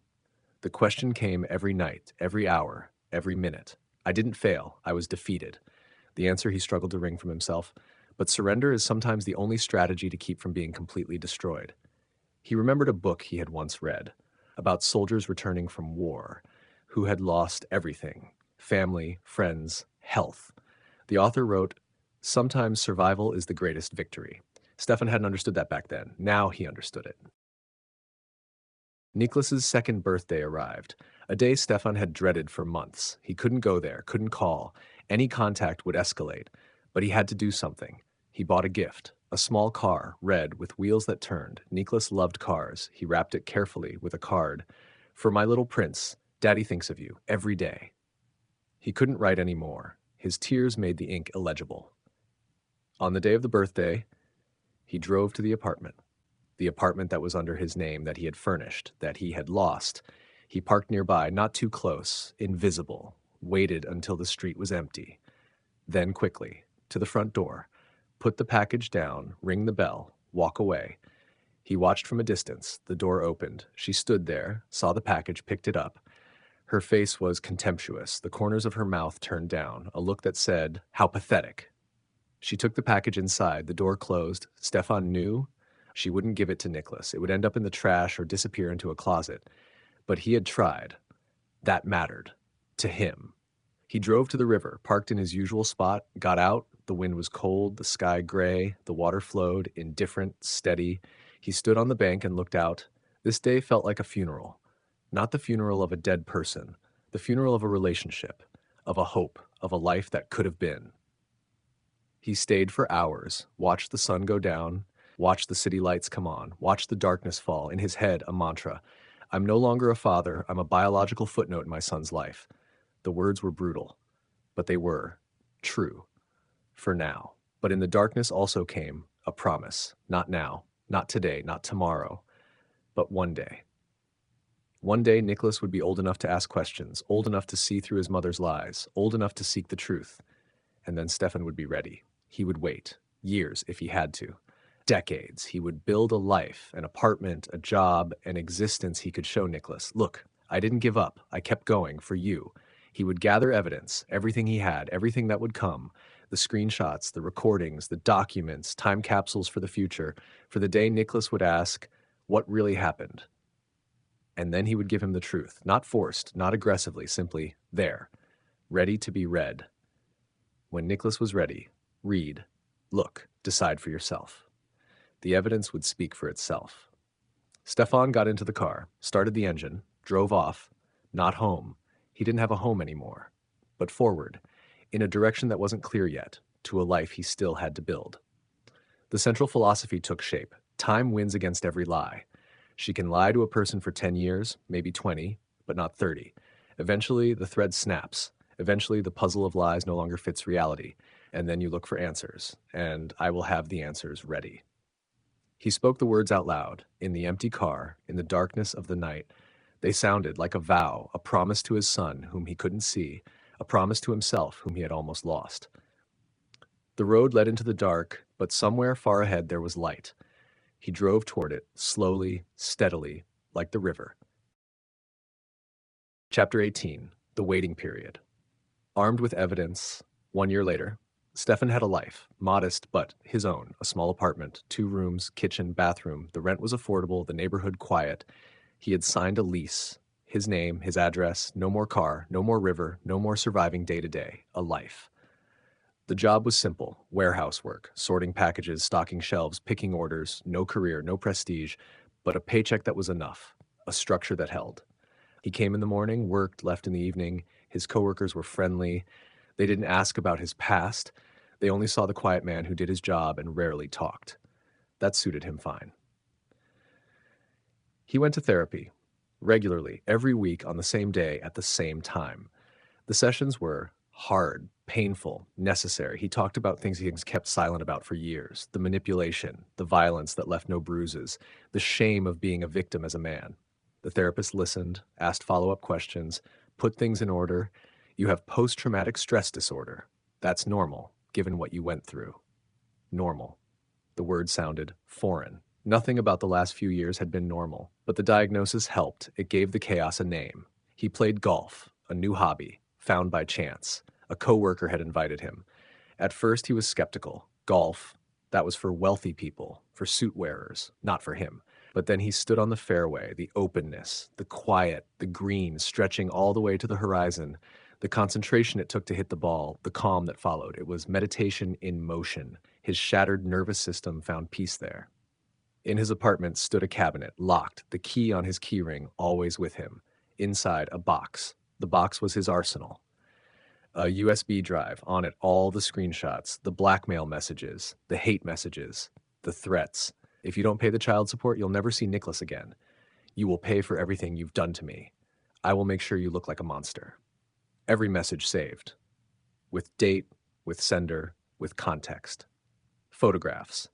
The hoarding in her apartment, the 50 tubes of toothpaste, the dozens of creams, the stolen goods stacked like merchandise in a warehouse, evidence that she was sick, that her behavior wasn't normal, that the tidy apartment child services had seen was nothing but a facade. Copies. The police report filed against her for theft, the summons, the questioning, the outcome, the counterstatement to the dropped assault charge, the prosecutor's justification for withdrawing the charges, documents showing that she lied, that she manipulated the system, that her version of the truth was a lie. Chat logs, the conversations in which she bragged, "I never order under my own name." The messages in which she told other women how to game the system, collect child benefits, work under the table, order packages under fake names, a network of fraud documented in her own words. A diary. Stefan had started it when everything began to escalate. Dated entries, incidents described as soberly as possible, his emotional states, his physical reactions. March 12, she threatened never to show me Nicholas again if I didn't transfer €500. My hands were shaking when I read it, racing heart, nausea. April 3rd, she called me a violent ex-husband in the Georgian Facebook group. 47 women shared her post. Sleepless night. May 18, Nicholas's birthday. Left the gift at her door. She picked it up with a contemptuous look, probably threw it away. Page by page, month by month, the record of his destruction. These weren't weapons for a counterattack. He didn't want revenge. Not anymore. The anger had burned out. What remained was clarity. This box was a time capsule, evidence for the future, for the day that would come. He imagined the day, 15 years from now, maybe 20, a young man standing at his door. Nicholas, taller than his father is now, the features still recognizable, the chin, the forehead, but the eyes, angry, hurt, full of stories that never happened. You abandoned us, you never cared, you were never there. His mother's version.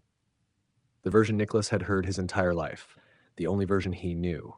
Stefan would invite him in, calmly, without accusations. He would make coffee or tea, whatever his son wanted. They would sit down, and then Stefan would get the box. He would place it on the table, between them, heavy, full, significant. This is 15 years, he would say. Everything that happened, in her own words, in my words, in the words of the court and the police. I'm not going to tell you what the truth is. I'm going to show you what is documented, and you will decide for yourself. Nicholas would open the box, would start to read, the screenshots, the photographs, the documents, the diary. It would shatter Nicholas's world. Stefan knew it.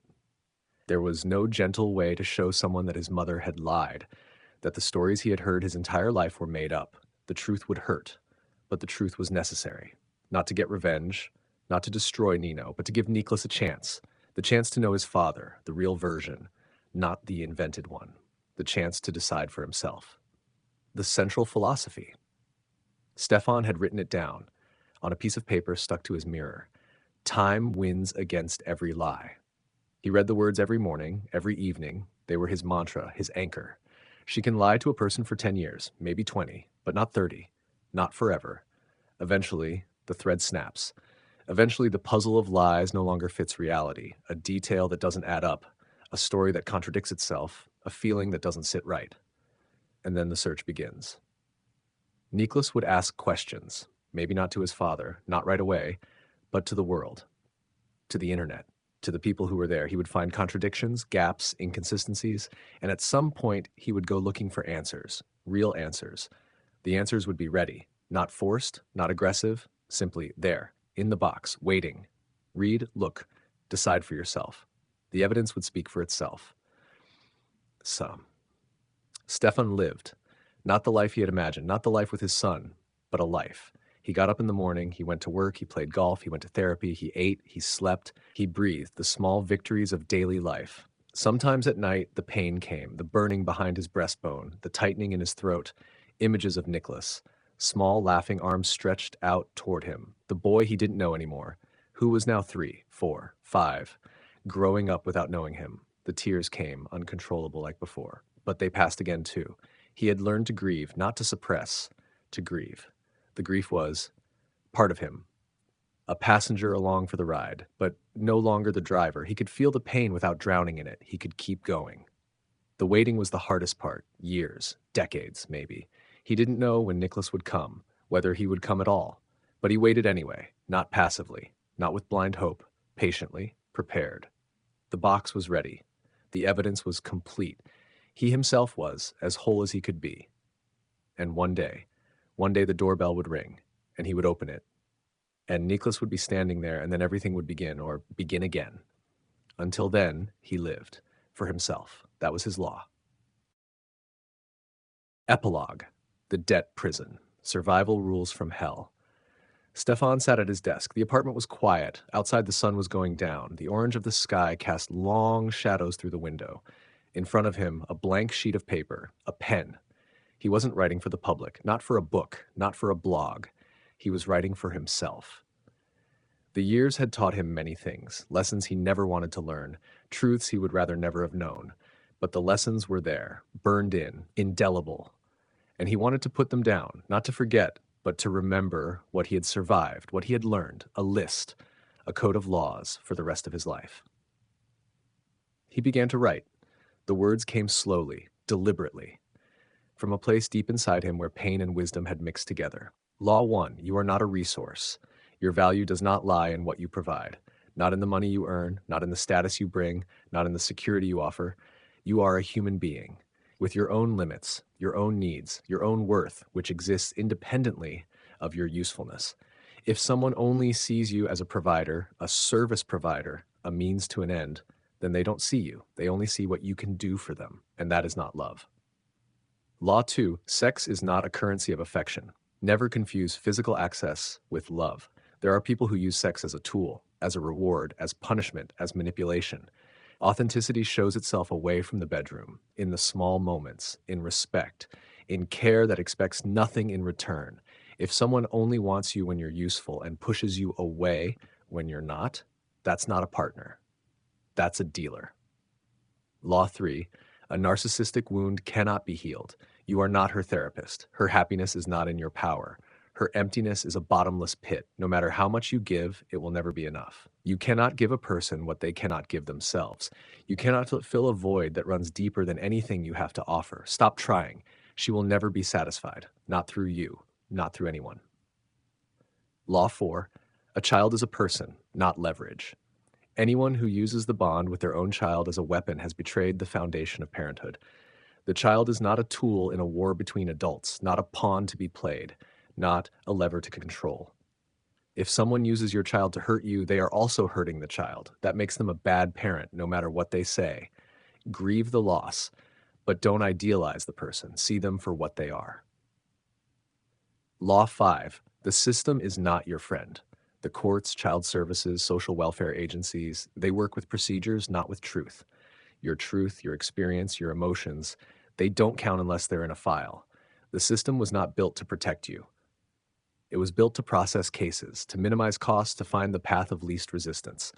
If you want the system to work for you, you have to speak its language. Facts, evidence, documentation, emotions are irrelevant. Only files count. Law 6, documentation is your armor. Screenshot, save, write it down, date, time, content, every threat, every manipulation, every incident. Your long-term strength lies in the quiet work of building a record. When everything falls apart, when it's your word against theirs, the evidence will decide.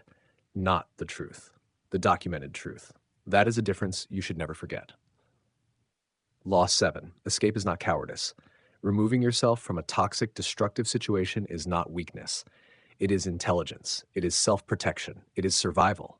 The hero often dies a martyr's death, is celebrated, is mourned, and is dead. The survivor lives, fights another day, builds again.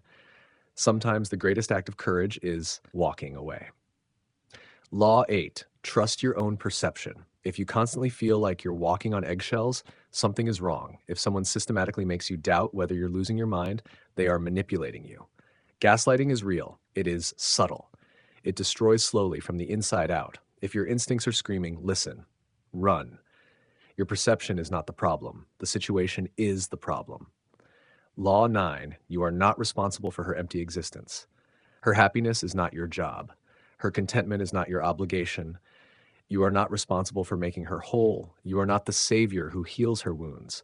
Your job is to fill your own life with meaning, with healing, with the love you can give yourself. You are not a victim to be drained.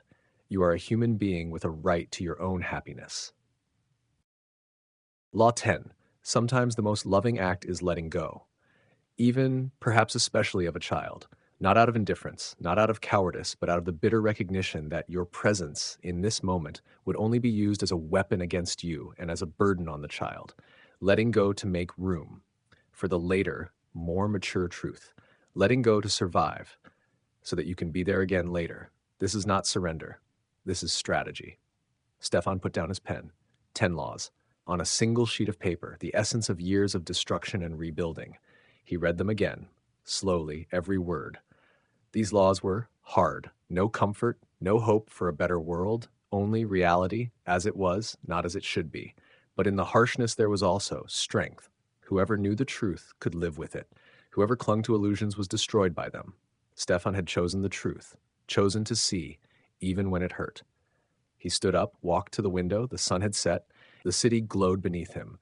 Lights in 1,000 windows, 1,000 lives, 1,000 stories. Somewhere out there was Nicholas. Bigger now, older, a small person who didn't know his father. Stefan thought of him as he did it every evening, as he did every night. But this time the pain was bearable. Not gone, never gone, but become a part of him, like a scar that no longer hurts but always remains visible. He went back to his desk, picked up the sheet with the 10 laws, folded it carefully, placed it in the box with the other documents, with the evidence, with the time capsules for the future. The final thought took shape. Clear, calm, unshakable. I am waiting, armed with the most painful weapon of all, the truth, and one day the time will come for my son to come and claim it. Until then, I live. For myself. That is my law. He closed the box, locked the cabinet, went to the bedroom, lay down, and for the first time in a long, long time, he fell peacefully asleep.